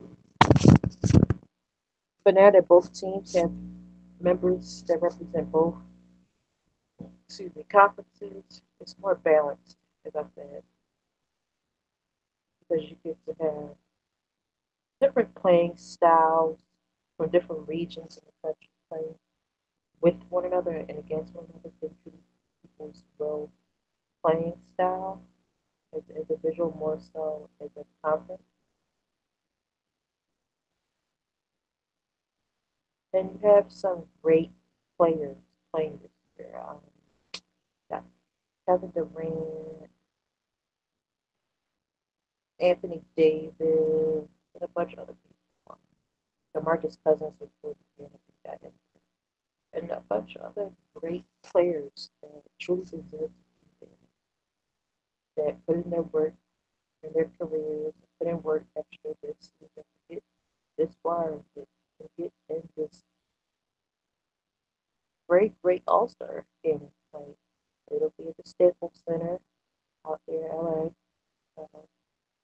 That Los Angeles Lakers and Clippers will be hosting, and we'll see how the game goes. It's Sunday at 8 Eastern Standard Time. So after it goes off, we'll see how it goes. Being as though they changed the format, if it works well ratings wise and comments on social media, maybe they should just keep it like it is for next year for a second year. But as for the trial run this year, it's just how it goes because this is a new experiment. Try to get the All Star game more balanced and back on a good foot.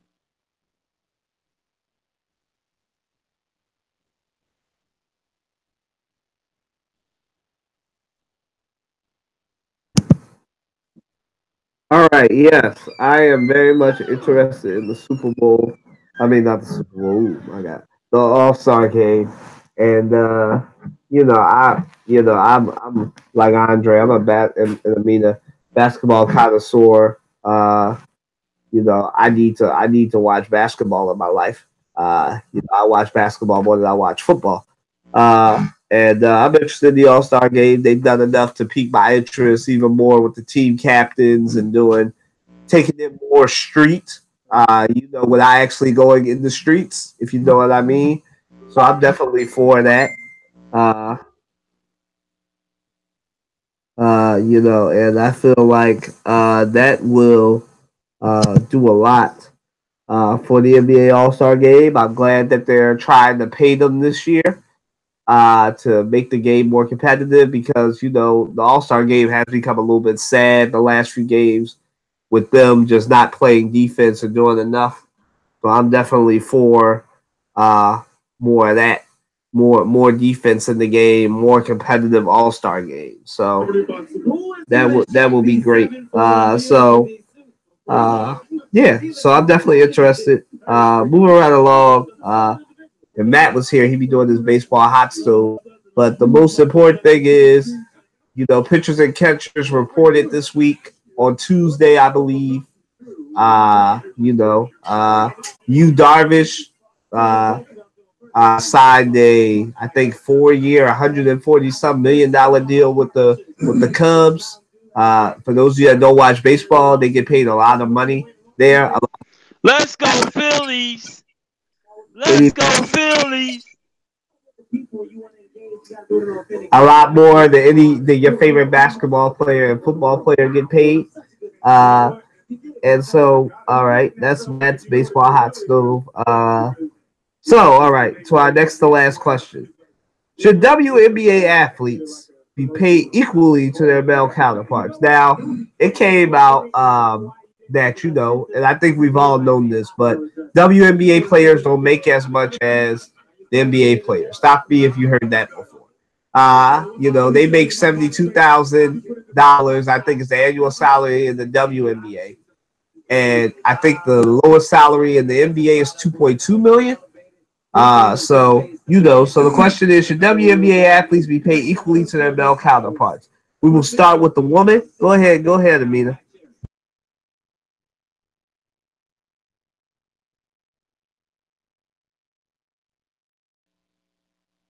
For my personal opinion, I say no. I wrote a post on Facebook this week recently about how I felt about it, and I spoke facts. First of all, when you're part of a professional sports league, organization, whatever you want to call it, your salary is not based on what you want. This is not, let's make a deal. Your salary is based on a number of factors. Um, Profits the team brings in, marketability, advertising, ticket sales, likability for the players on individual teams, and their playing style, and a bunch of other things. When you look at, say, for example, let's use Los Angeles, for example, because that's the example I use on the post. The WNBA's team in Los Angeles is called the Los Angeles Sparks. They played at the same stadium that the Lakers and Clippers play at, the Staples Center out there in Los Angeles. People are going to buy, regardless to how bad or good they are. If they're fans of the team, they're going to buy season tickets if they can get up for them with the Clippers or the Lakers. They're going to buy season tickets no matter how horrible they are. It's because it's the Lakers and the Clippers. It's the NBA. People want to watch good basketball. But when you have the Los Angeles Sparks playing the same stadium, I read posts made by people that live out there in Los Angeles. They say when the Sparks have games at the Staples Center, parking lot is basically empty, little concessions being sold, stadium only a quarter filled, not stadium, the arena is only a quarter filled, not even half sometimes, not too many people, there's no energy in the arena. And that all plays in the fact that who wants to sit there and watch women play basketball like they do men? I'm a woman and I know facts. And another thing, the WNBA is a much slower paced game. So people don't want to watch a game with 4 quarters and a halftime that's extremely slower than its male counterpart. People want to watch a game, as I've suggested in my Facebook post, People want to watch a game that has thrill, an adrenaline rush, energy. You want to watch a game that has you getting up out of your seat, cheer for your team, and you just want to show all your support. I've tried watching WNBA games in my life from a small child. Tried it, tried it, tried it. It doesn't work. I fall asleep.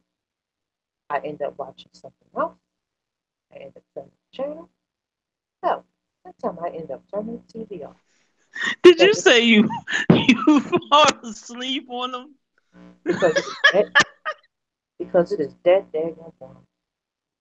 I cannot put WNBA. I tried it. It doesn't work. If it's not NBA, I'm not watching it. Not interested. They want multi-million-dollar salaries when they're not bringing in multi-million-dollar results, and it's baffling. It's like you're part of a company. You're the bottom of the totem pole, and you expect to get paid. They are not at the bottom of the totem pole. Hi, stranger. But anyway, hello. But anyway, what I was saying is that they're not interested in the WNBA. Come on, it's not the NBA. Sure, it's both basketball professional, but who wants to go buy a ticket to see when they play basketball? They're not going to do it. What I would do is I will stream it online wherever I can go find it. But I ain't going to no game because I know I'm going to fall asleep in an arena. They're going to catch me on film. But they want these multi-million-dollar salaries, but they don't deserve them. Bring in the results that the men in the NBA bring in, and then maybe we can have this discussion. But until then, no. All bets off the table. End of this discussion. Next person with comment. I totally agree with Amina, 100%. Like how? All right, listen. You know how long the NBA's been around, and you know how long the WNBA's been around. You just got new to the scene, and you just getting your feet wet, and you want the same amount of money. Whoa. First of all, the WNBA has been around for over 21 years now, versus the NBA's 46, 5, 6, 7, 8, 9, 0, 1, 70 years. Yeah, that's a huge difference. That's 50 plus years difference. You got to be kidding me. Like, yo, you just got here. Like, you get hired on any job. Where do you think you're going to start making as much as the senior partner? You must be out your mind. You're going to find yourself out the door asking for the money. Like, don't even come to us with this nonsense. Like you said, like Amina said, the games are not as entertaining. They don't even dunk. Like, it's like one or two players in the WNBA dunks. And then, like, when they do, it's like a big deal. Like, oh, my goodness, she dunked the ball. You know how many NBA players dunk? Almost all of them. The only ones that really don't dunk is, like, the really short ones. Or the ones that are not that great. You know, just the role players. They're poor at doing three-point shooting. Like, I've seen them on the court. It's like they can't even run down the daggone court. They have time to catch their breath. It's like NBA is a mess. They want multi-million-dollar salaries. Yeah. You're right, Amina. It's like a Pop Warner team wanting NFL money. No, you're Pop Warner. Know your place. Just be glad that we even televising these games. Because for real, as empty as these seats are, as empty as that parking lot that Amina alluded to, we're not gonna pay y'all. Y'all not gonna get the same amount as money. We understand equality and women should make the same amount of money. We're not saying that. We're saying if you give us the ratings, if you put these butts in the seats like the men are, if you start getting people more interested, you start selling merchandise, then we can have a conversation. Just a conversation. No promises, just a conversation. So, ladies, just back down just a little bit. And you know what? We should bring it to. I'm not opposed to the WNBA. I want them to bring a team to Philadelphia. We love sports. We support the Philadelphia Soul. So why not a WNBA team? But listen, you got to calm down, ladies. Y'all getting a little carried away. Listen, we're walking in the steps of progress, but you got to crawl before you can walk. And guess what? When you start walking, But they've been crawling for over 20 years, though. But you haven't gotten good results in 20 years. That's the bad part, man. For almost 30 years. Almost 30. Did you hear what the owner of the Knicks said? He said it was like a pit. Like I'm just throwing money in the money pit. I wasn't getting any money back. It took me forever to get a return on my investment.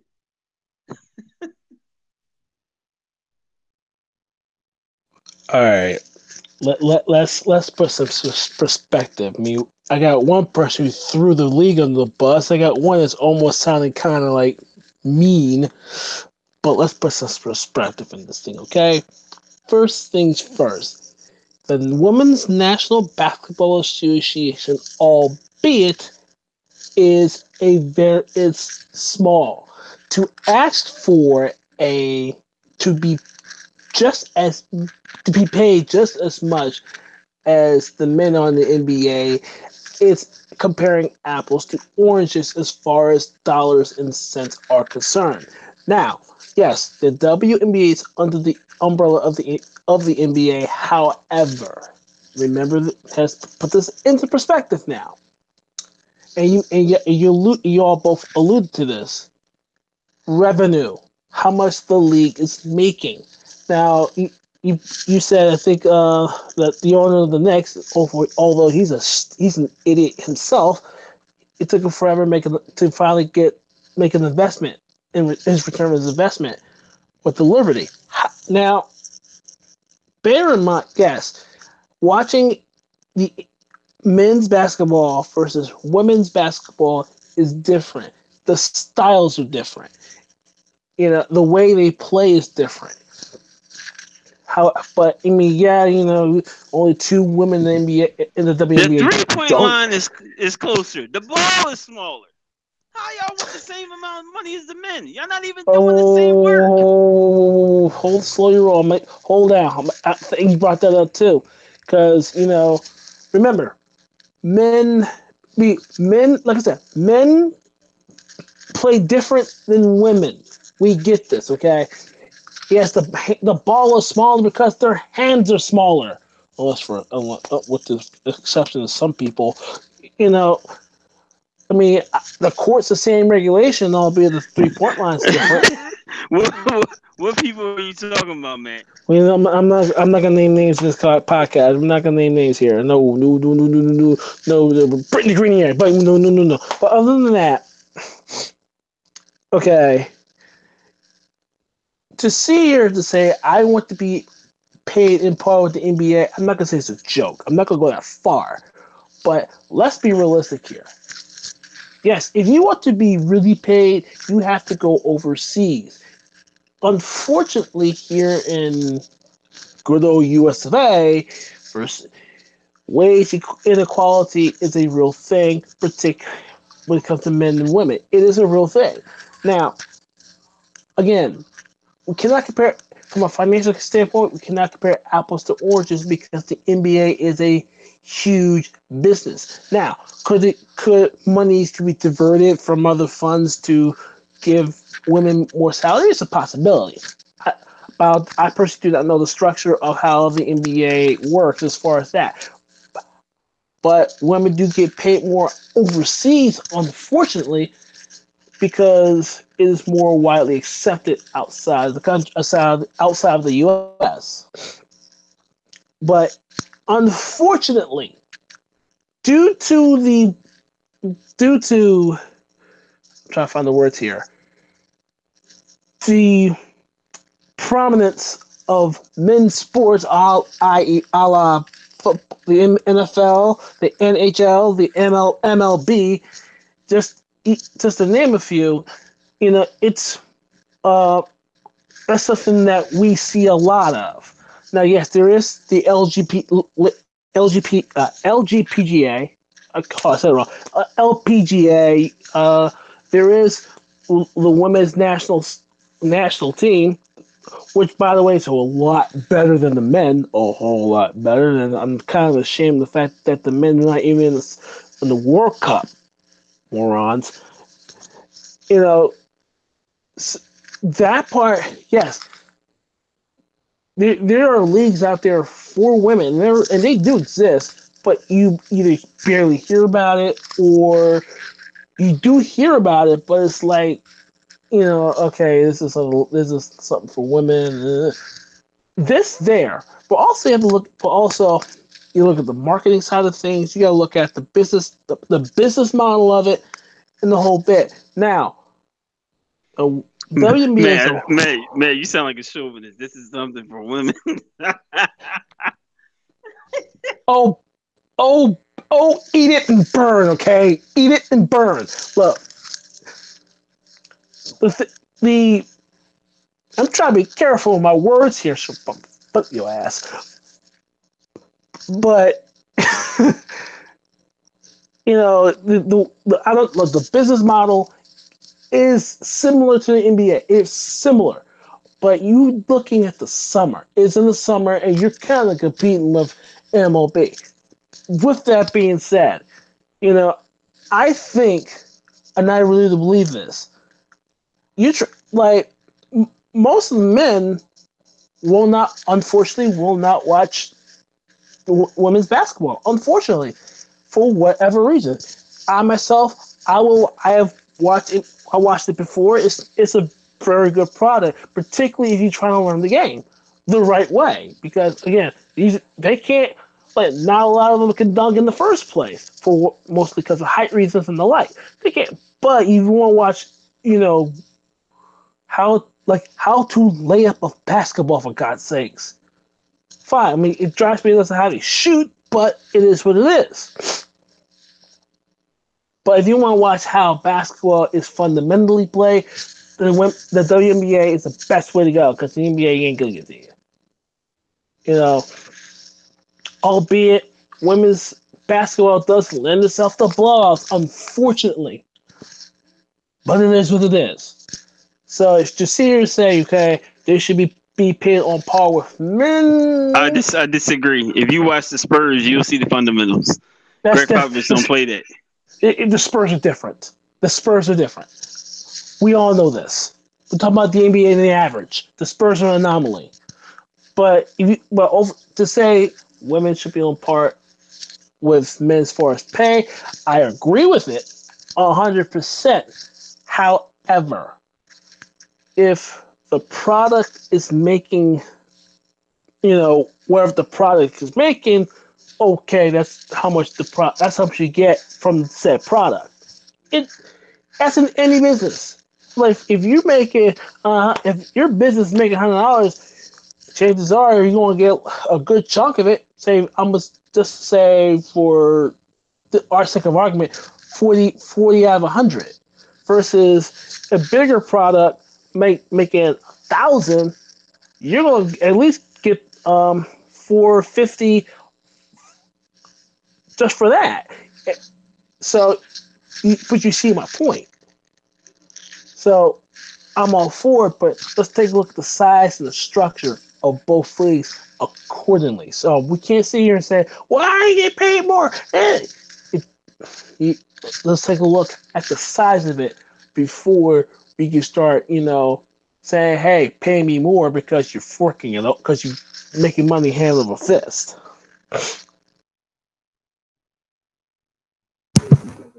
Listen, I'm just going to say it like this. Basketball, if you love basketball, you watch. And I know time doesn't permit everybody to watch everything, so that time permitting, you watch everything. Like, I love basketball as much as the next person I watch everything. I'm the NBA, NFL, NCAA, women's ball, and everything on this podcast. But the women play it very much more as Matt said, and I'll just don't forget about high school, Colin. Don't forget about high school. They play a very much more fundamental team basketball. See, a lot of y'all got it confused. I mean, I've even seen it come out in this podcast. You know, basketball has not, and I'm a man that loved the dunk. I grew up on the dunk contest and everything. But dunks is just an entertainment factor. It's like home runs. It's an entertainment factor. Has nothing to do with the overall product of the game, right? Because they were playing basketball before anybody could dunk. You know, when the man invented basketball and he put the cart the cart up on the backboard and did all that in Boston. When Larry Naismith created this game, he didn't have it factored in that y'all would be dunking in 2018. So if you want to watch pure unadulterated basketball, the women's game is where it's at. Now, do I agree that the women should be paid on par with the men? Do I think that they should be making $2 million? I think they should at least make at the lowest. I definitely think they should be making more than 72 grand. 72 grand is, it's a nice little salary, but for people who have spent 20 or more years holding their craft to put a ball in a hoop, and the lowest salary the worst male basketball player makes is at least $2 million. I definitely think that the salary should range based on You can't compare apples and oranges. Matt just said it. You can't stop comparing the men's league. They don't do the numbers. The numbers don't add up. First of all, if you raise the money, Colin, you're gonna bankrupt the league. You gotta do the math. They don't even fill up stadiums, even a quarter compared to the NBA. I mean, not stadiums, arenas. But how are they going to get paid? They bring in no revenue compared to the NBA. Zero marketability. Who's going to pay them? Victoria's Secret? When was the last time you seen a commercial advertising something or a player from the WNBA? When was the last time? When? Actually, I'm talking about on a regular basis. I'm not talking about once in a blue moon. I'm talking about like the NBA. How much regular advertising and marketability do they get? Name 10 women that play in the WNBA right now. 10. 10. Try 2. Yes, and that's my point. For real? Thank you. Thank you, Matt. Maya Moore, Skylar Diggins. Let's see, Brittany Griner. That's 3. I can do this all day. I already said her. I already said Griner. Yeah. I love how you naming all the stars. You ain't naming no role players. I can name 10 role players in the NBA. I can tell you that. Right. That's good. Sue Bird, Diana Taurasi. I can do this all day. Sue Bird, Diana Taurasi. Like I said, Maya Moore. Who else? I just watched baseball when all this happened. So. I mean, but what I'm saying is this. I'm not saying they should be paid equally to the men. I'm saying they should be making more than 72 grand. No. I agree with you. I'll take 72 grand. Give me 72 grand to go play basketball right now. It's a lot more than I'm making today. I tell you that. You done lost your cotton picking mind. 72 grand. My thing is simply this: if in a league like the WNBA, 72 grand, I think it's a slap in my face. Now, check this out. If you raise the veterans minimum, I think is at or below that range.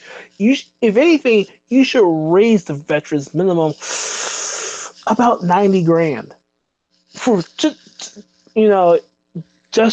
for argumentative sake. You could raise it to 90 grand as far as a veterans minimum is concerned. So that's why I say it's a whole different thing. You look at the veterans minimum. You look at how their salary cap is constructed. You gotta look at operating the whole shebang. So you can't really say, well, these should be expecting X number. Absolutely, you gotta do numbers. You gotta look at the operating, what goes in, what goes out. Now, if you look at as far as marketability is concerned, you have to go to these advertisers like Adidas and Nike, etc., to really market to other women, because now because not just joint market demand where okay, one boom bang boom, we got it. Marketing women is a totally different thing. So it's up to those in the PR department, marketing, whatever have you, to make sure they market that athlete or market their stuff tailor need or based on who they're trying to reach. So you can't just throw in any athlete, but it has to be an athlete that's relatable and that can sell their product. So you can spout throw names on you want and trust and believe there has been WNBA players that has been spokespersons for shoe companies and etc. It still applies, but it's not as predominant, say LeBron James or Kobe back in the day. You know what I'm saying? So that's an argument for another day. Right, but the argument is simply this: 72 grand is the equivalent of each of us at our jobs making whatever the minimum wage is in our states. In Pennsylvania, that's $7.52 for a job that you do. Just imagine your current job pays you the minimum wage. That's essentially what WNBA players get a year. Now, you may think because we don't make that here, 72 grand is great. But Colin, they playing the game. They playing the game, and they play a less season than the NBA players play. This season is very short. Listen, we working all year, and getting that money. Come on. I hear your point, but so do they. They work all year too, because, like I said, when they're not playing WNBA ball, they're overseas playing basketball. That's not true. Not all of them.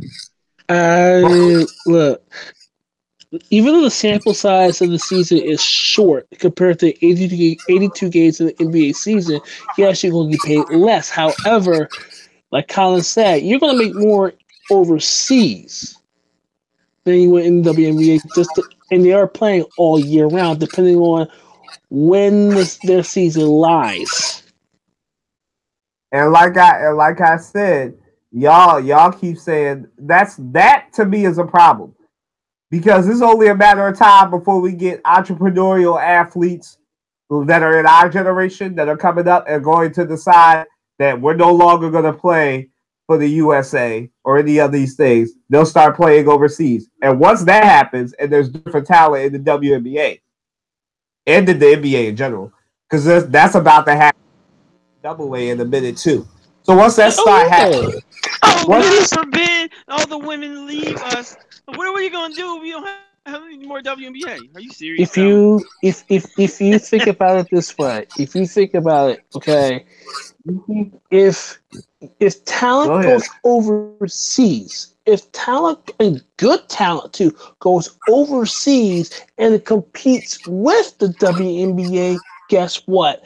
Salaries go up because you are competing against other leagues globally. So yes, it is a global game, but you're competing leagues in a global market. So salaries will be driven up because of it. So it's good competition.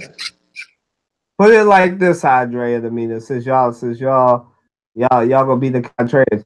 The NBA, the NFL, the MLB had no competition. Right? There is no other baseball league. There's no other hockey league. There's no other basketball league that competes with any of these people. In fact, sorry to cut you off, but believe it or not, using baseball, everybody's coming over to America to play Major League Baseball. The Koreans are, the Japanese are, you got some Mexicans, Dominicans, etc. They're coming over here to play baseball. It's the oldest sport ever. You know how old baseball is? It'd be darn near impossible to try to compete with the MLB. They're able to crush you like an ant. Yeah, the reason there's no NFL is because outside of America, nobody cares about football. The reason it's taken a while, the NBA is working on it, but eventually there probably will be another thing that will compete with the NBA. Because if all those talents decide to do what the Ball brothers did There'll be a league in Europe competing with the NBA. You know, and it's the same thing that's happening in the WNBA. If you continue to not pay these players, and people like Candace Parker, Angel McCoughtry, and the others decide that they're just, you know what, I'm not playing in the WNBA anymore. You keep saying, bless, you know, there's no more WNBA. That's fine. But listen, anything with how connected the WNBA and NBA is, you really think it's not going to be a matter of time before there's talents that say, screw the NBA, screw the NCAA, I'm going to Europe? It's only a matter of time. We just said basketball is a global game. So how long do you think it's going to take for people to be entrepreneurial and say, bunk college, bunk playing in the WNBA, bunk waiting for an NBA draft and be an unsigned free agent? I'm going to go to Europe, make my money, and be happy. It worked for Stephon Marbury.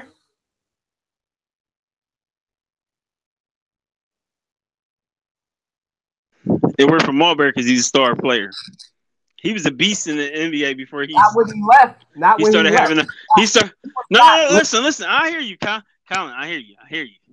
But you can't tell me he wasn't an all-star player at the peak. That doesn't happen to everybody. So that's not going to happen to everybody that goes overseas. If you a bum over here, you're going to be a bum over there. You're not going to go over there and start becoming the LeBron of their league. No, that's not going to happen. Because guess what? Those leagues overseas, they really master the basics. So if you don't have them basics down, they're going to crush you. So he went over there and became a beast because he was already a beast over here. He was just on a bad team, to be honest with you. A bad team with a bad coach. So he just got in a better situation. That's it.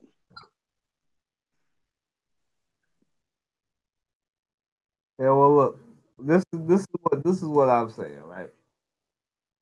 It's only a matter of time before somebody says, you know what, I'll only play in America when it's time for the Olympics, and I won't worry about the WNBA. And once the WNBA dies, and if you don't think they're paying attention to what happens in the WNBA, it can definitely happen to the NBA, especially with, like we've all said, basketball being a global game, right? It can easily happen. It is definitely only a matter of time, especially as the NBA continues to expand. It can happen. And I'm not discrediting it can't happen, Colin. What I'm saying is the NBA is constantly evolving, changing, and adapting to the environment they're in. They're not like the NFL. They don't have a certain model that they keep trying to stick to and stay old-fashioned. They change with the times. You know, the NFL could learn a lot from the NBA.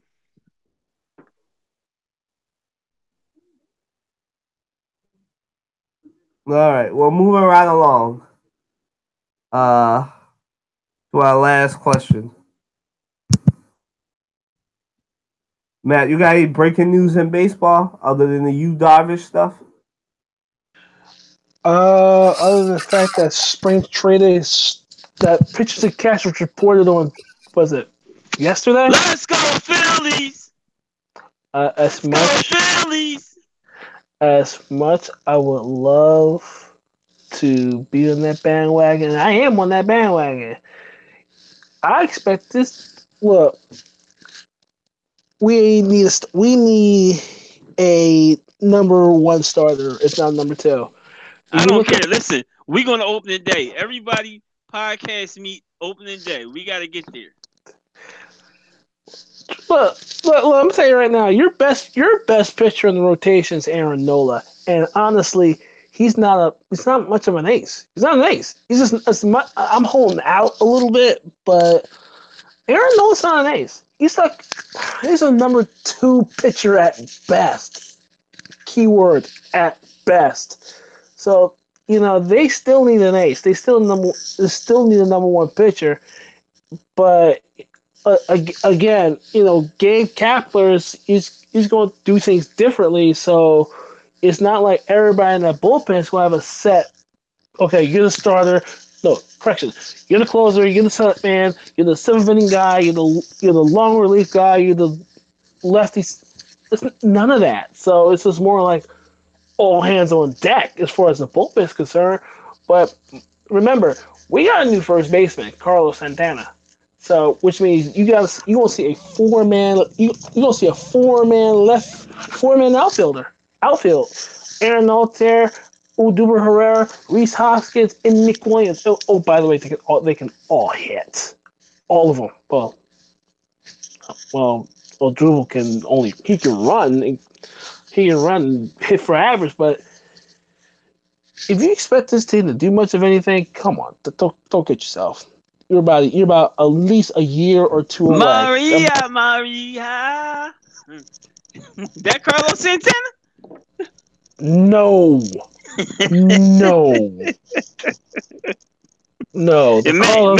Matt, you could be the ace. Go out there and pitch for him, baby. Shoot, no. Just no. Look, let's keep it real here, okay? They are a pitcher and one hitter away from going back to postseason talk. Okay, seriously, they're like a pitcher and a half, and a hitter away. But I'm not expecting a whole lot from this team this year, honestly. But I expect them to be fun to watch. But don't expect anything else. All right. Oh yeah. Just don't expect. You didn't answer the question. Are we going to opening day or not? Am I going to opening day? That's all go. Me, you, Colin, Amina. We bring Courtney down from Maryland if she's not busy, because she got a crazy schedule. Because she's new lawyer in town. Do you forget where I'm at right now? Well, bring your high parts back. Oh Lord! All right, I'll see what I can do. Can't make any promises. Jeez Louise, Colin, take this mic away from him, please.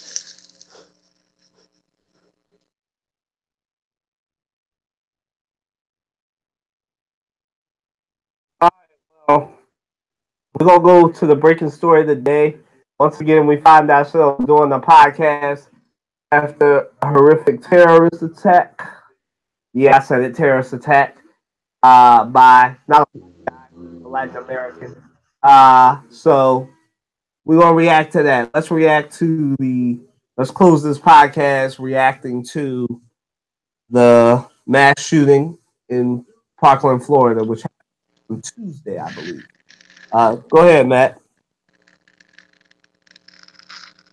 If I hear the words thoughts and prayers one more time, foot will go to ass. And Thoughts and prayers. There you go. Let me correct myself. From a politician. Somebody from the Jimmy Kimmel's writing staff went as far as putting the politicians on blast for taking money from the National Rifle Association. We have had 18 mass shootings all in 2018, and this is only February the 16th? It's February 16th, and we'll have 18 mass shootings already. Now, thoughts and prayers, kiss my ass. How about this? This is where voting comes in. This is where you need to get informed. This is where we all need to know that, you know what, if this person or person is representing my district, my state, my whatever, is not helping not helping to keep children safe, just to stay and just to do school and whatever. If they can't do that, then it's time for removal. It's time to go. It's time for an uprising. It's time to let these politicians, including Mr. I want to go to Mar-a-Lago, 45 minutes from the tragedy. Mr. Agent Orange, Mr. Come over there, Mr. I like to eat cheeseburgers in bed while having a Fox and Friends orgy. I mean, like, come on. At the end of the day, yes, I'm past sex. I'm numb. I, I'm past numb. I mean, you want me to react? I'm like this. Your reaction is by way of action. I want to see action.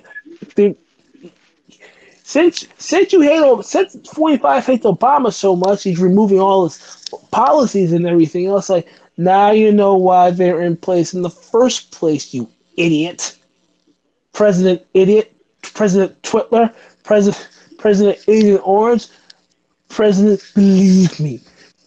So, so far. Oh, by the way, just to let you know, $40 million was put.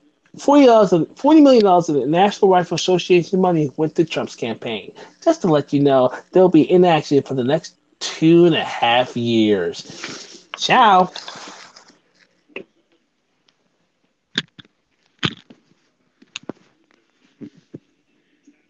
Oh yeah, side note, Marco Rubio, who's a senator of Florida, he got pocketed by the NRA. You know, you got a whole boatload of senators and representatives that the NRA just gave them money. Well, shut up, because you know what? We'll hear thoughts and prayers, and another one's gonna come very shortly.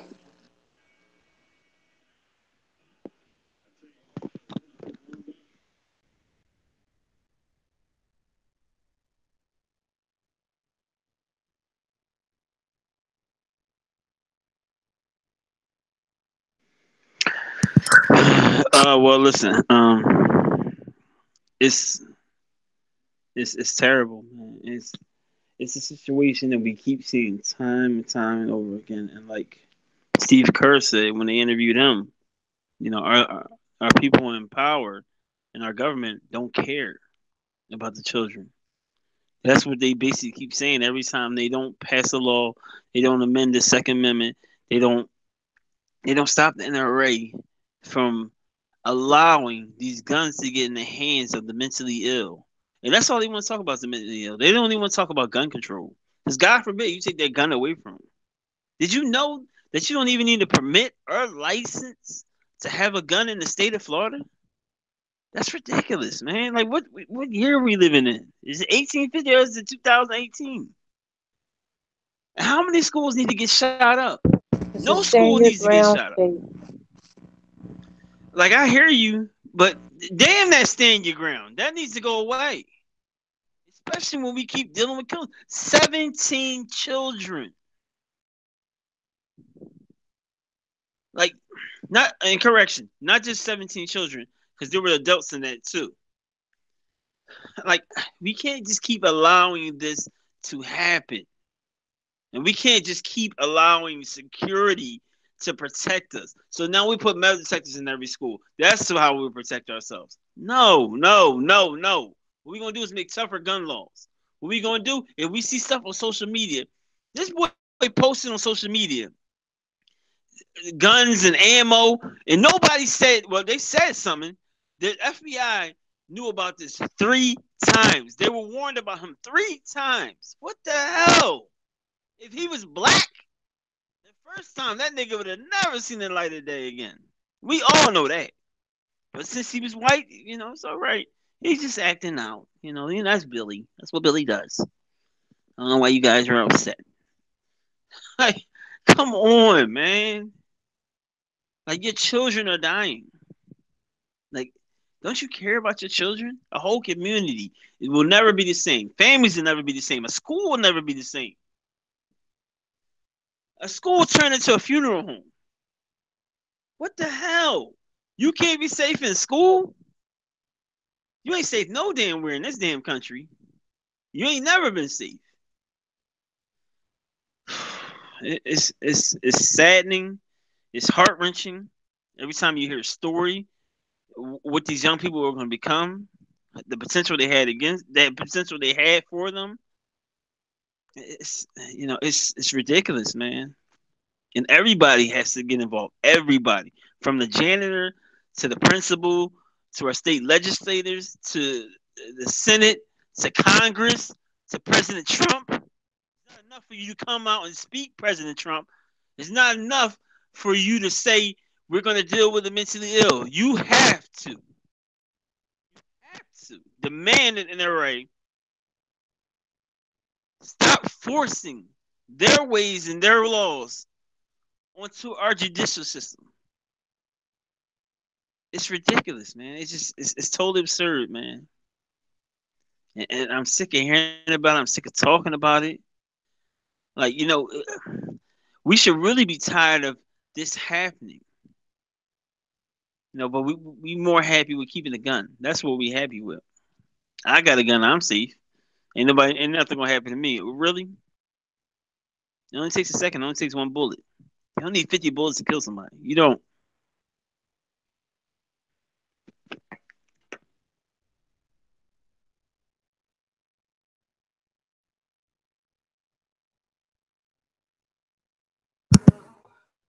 Go ahead, Amina. Yeah, I think I'm drained since it happened on Wednesday, V-Day, the 14th. I've posted countless statuses, pictures, memes concerning this, how I felt, truth, solutions, and this happens. If y'all notice, there's always a period where it's I won't say a slew, but it's always a few mass shootings in a row. Then it dies down for several months, then it comes back. So this is the time period where it's the few, then it's going to die down, then it's going to come back. Because this wave started back with the Mandalay Bay Resort Hotel out there in Vegas. This wave started that one. And it's been several since. I mean, just before this incident that happened this week, there was a shooting at a Kentucky high school. There was a shooting at a Texas high school. Nowhere near crazy as this one that happened this week, but still. It's only going to be March the week after next. And we're already starting 2018 off on some real craziness. And this has been continuing. Solution wise, I talked to Kylan in private earlier today, and him and I agreed about the solution where the only way that this would truly, I know this may sound outlandish to some people, but it really makes sense when you think about it. Him and I agree on it, and other people I know have as well. For all black men to go buy assault rifles, because the federal government is not going to allow NIGGASs to all have assault rifles. So my thing is, have all black men that are of legal age go buy an assault rifle. They're going to ban assault rifles for civilians, and then the NRA will be put out of business overnight. Kylan agrees with it. I agree with it. Most people I know agree with it. I posted it on Facebook. I shared somebody's status that reflected it. In reference to our crazy president right now, when it happened, he made 2 tweets on Twitter. You know he loves Twitter. He did come forward on the podium at the White House the next day at 11 Eastern Standard Time, just to say what he is to be expected out of him. Basically, all talk and no action. Sort of like the thoughts and prayers that met inside of him. It's just crazy. But my thing is, Kylan and I were also talking in private this week about when this really happened, when this actually did happen, about how schools in these areas make themselves vulnerable for things like this due to their location and demographic and such. Because this school, I did research when it just happened. It happened on Wednesday. I looked up the school and come to find out this is the only high school that this town has, like this area. So like all the children finished eighth grade and this is the only high school they have. So anybody that knows that from the outside looking in, or even people that like this school that was a former student, they know it's an easy target. The only high school, ain't got much options. Yeah. Got a spree of 2,000, 3,000 students sitting right there.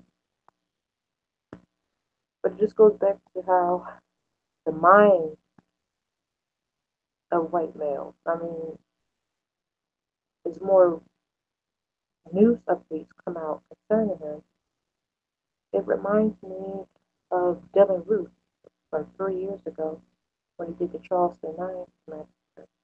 How they took him to Burger King after. Well, they didn't take this bull nowhere.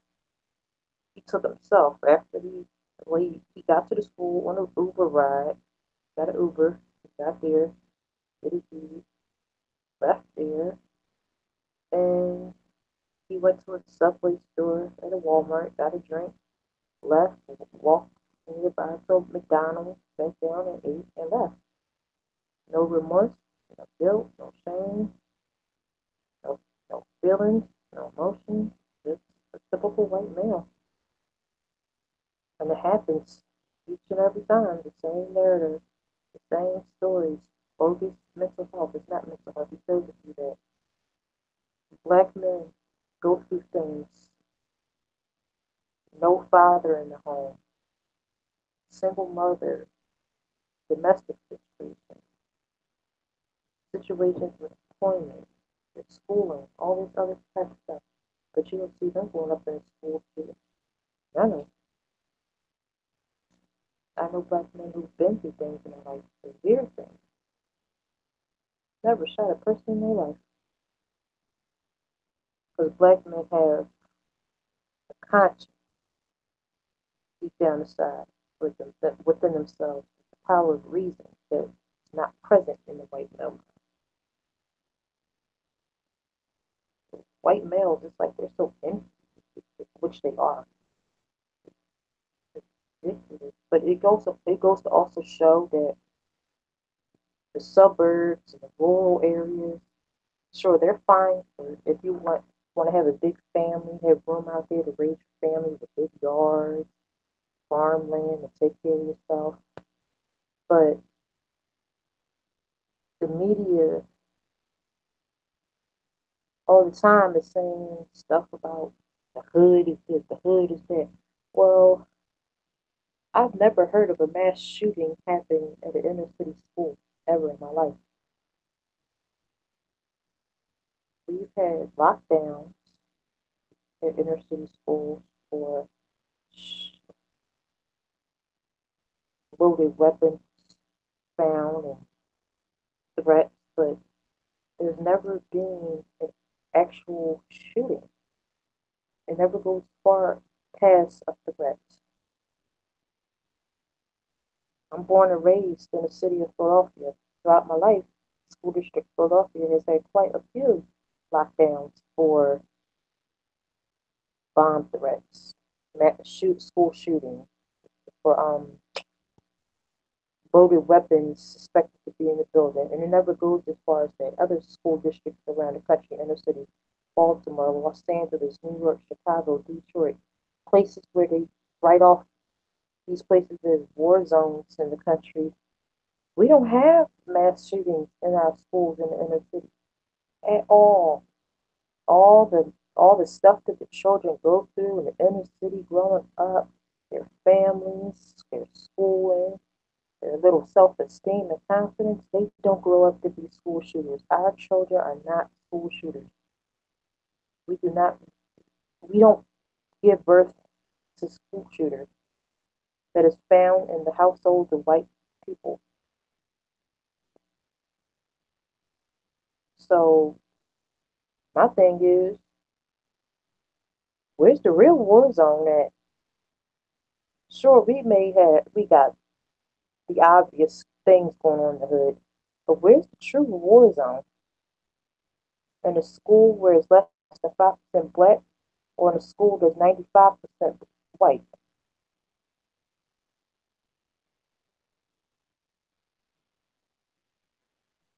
It's time to stop the thoughts and prayers. Prayers are important, yes. Thoughts are important, yes. But outside of it, that's not getting things done. The children that were survivors of this thing on Wednesday, they said it out of their own mouth, the mouths of the babes. The scripture talks about it. They said, stop praying. We don't want your prayers. We want action. That's what a little girl said on the TV. I watched it on NBC 10 News. They had a report. The little girl said, we don't want your prayers. We want action.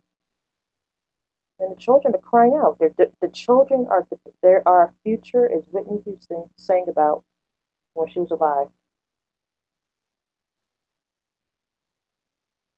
The children are crying out all across the country, regardless of their race, socioeconomic background, their zip code. They're crying out. They're depending on adults that are not getting the job done. And it's scary because these children are in school now. 10, 15, 20 years ago, they'll be the new generation of politicians. So what foundation would they have to stand up on? Are they going to send their children to schools that will be having school shootings too? Will my generation's grandchildren have to hear about school shootings as well? It's been school shootings galore since I was in first grade when Columbine happened in April of '99. 19 years of school shootings, one damn near every week for 2 decades. When is enough going to be enough? Are we going to go through another decade of this? I mean, President Obama tried to do something about it, but the Republicans, they didn't want to, agree with it, so they shut it down. He's out of office. Now we have Trump. So it's on Trump to do what needs to be done with Congress and the Senate, House of Representatives. At this point, the fact that the children are telling people to stop praying for us and send some action, and they're saying that on live television, it truly moves me. I mean, I don't know how the males in my life feel about it, but as a female and as a future mother, when God permits that in my life, it truly moves me because I don't want to have to send my children to a place, a camp, an extracurricular activity program, a school, or whatever, and have to be worried as a mother that my child may not come home at the end of the day, regardless to where I live. Something needs to be getting done. Like, this is 2018, 19 years after Columbine, and we're still talking about the same things from 1999. Whole new decade, whole new century, and millennium.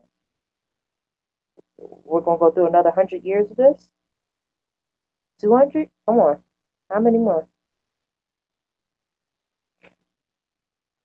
Something needs to be getting done because this is, and then another thing, when when these white males are doing these shootings, they don't think about the ramifications, the impact. You got children that are being inspired. Other white children are being inspired by this. In Texas alone, since this mess happened, 4 schools, shooting threats, one in Maryland, North Carolina, South Carolina, Oklahoma, Washington State. Come on. These white males are inspired by things like this. It's like an adrenaline rush. They all got assault rifles in their home. Every last one of them.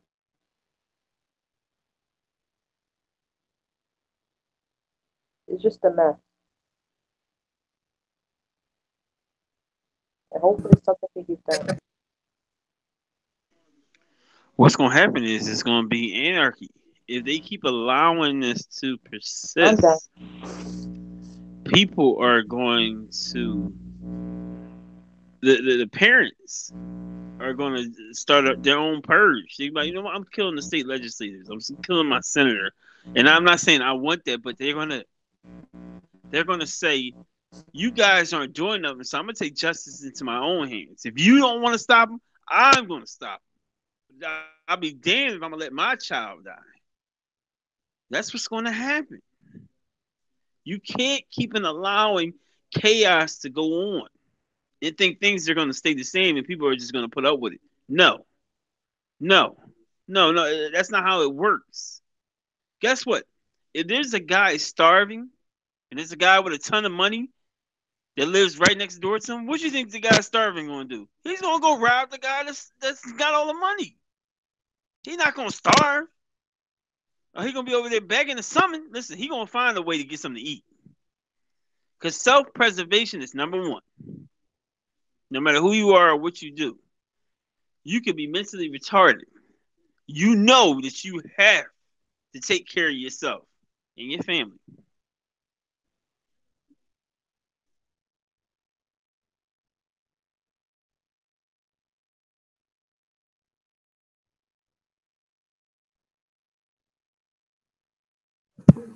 And my bad, yo.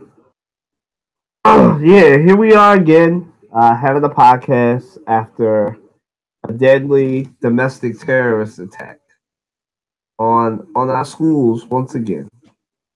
Uh, and it's crazy. It's crazy how it. We always get to this point. We get emotional about it, and they never do anything about it. I'm reminded of what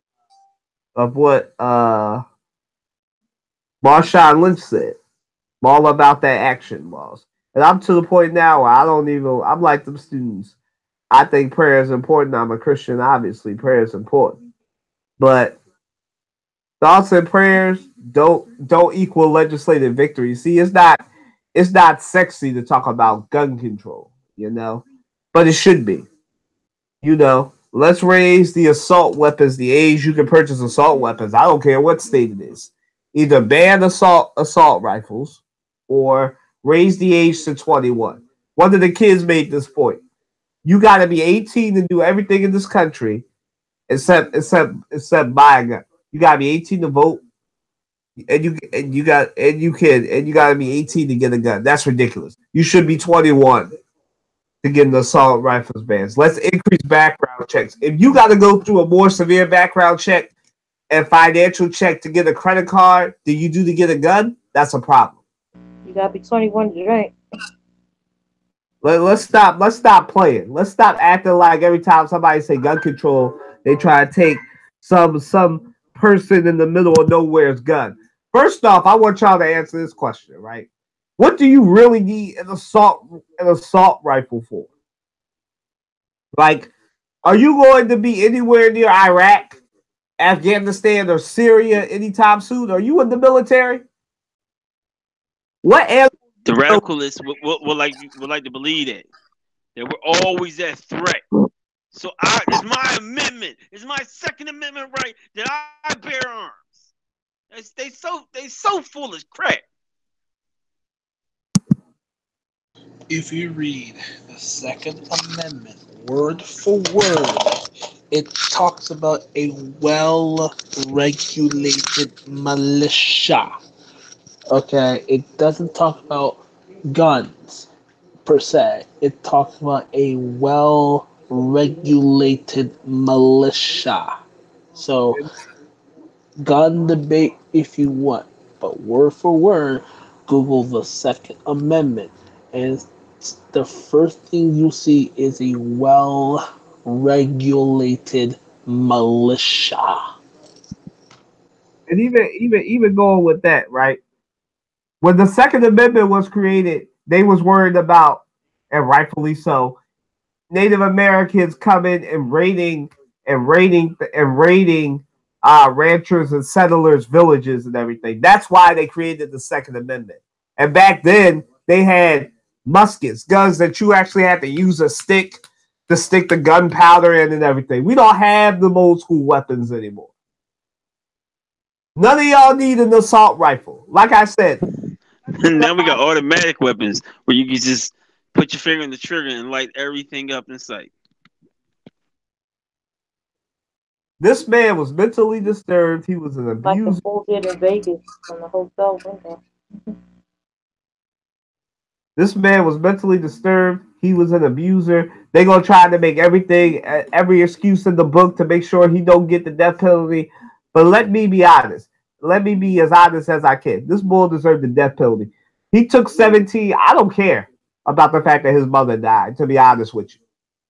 He lost all when he decided to walk up into that school at 2:19 in the afternoon, East Coast time, on Tuesday afternoon, and decided to take lives of kids just starting out. And he went from classroom to classroom, and then went back to the classrooms to try to kill kids.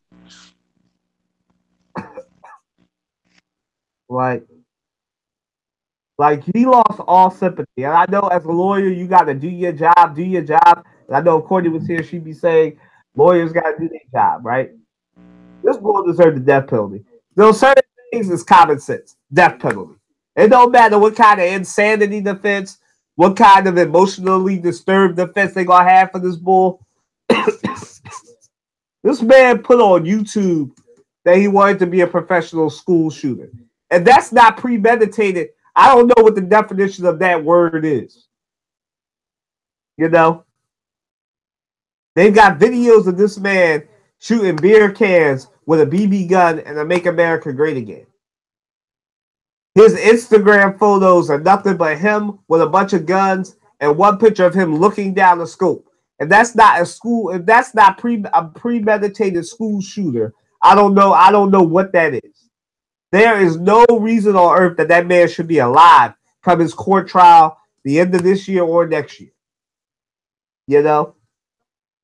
Because we do this every time, you know. We lose lives. Last time it was first graders, second graders. This time it's 9th and 10th and 12th graders. Now the next time when this kid's even younger than that, we're not about that action. We're in a gun-toting society. You know? People actually believe that Obama was going to pass a law to take their guns. That's the type of society we live in, where we value guns over life. We value, and I'll say it again, just so it can sink in. We value guns over lives. Like, President Trump's going to show up this weekend, and he's not going to do anything. As Matt said, 40 million, whatever the number is, 40,000, $40 million. $40 million. He's been bought by the NRA. Him and a bunch of other politicians.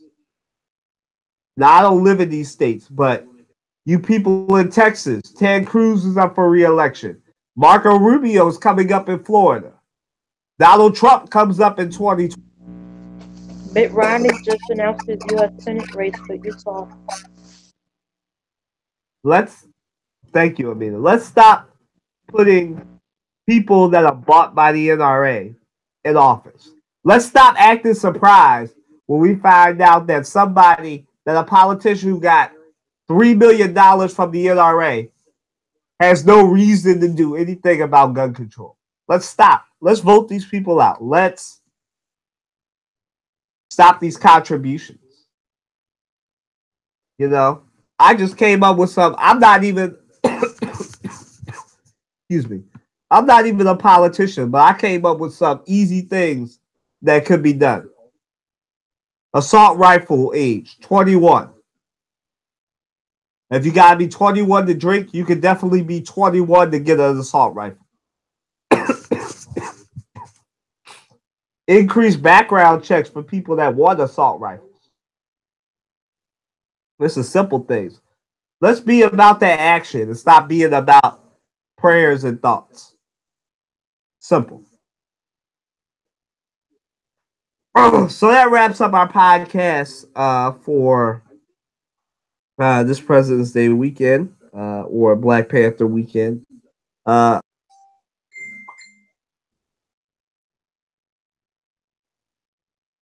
Y'all, Black Power, baby. Y'all definitely have a great weekend. Be safe. Stay vigilant.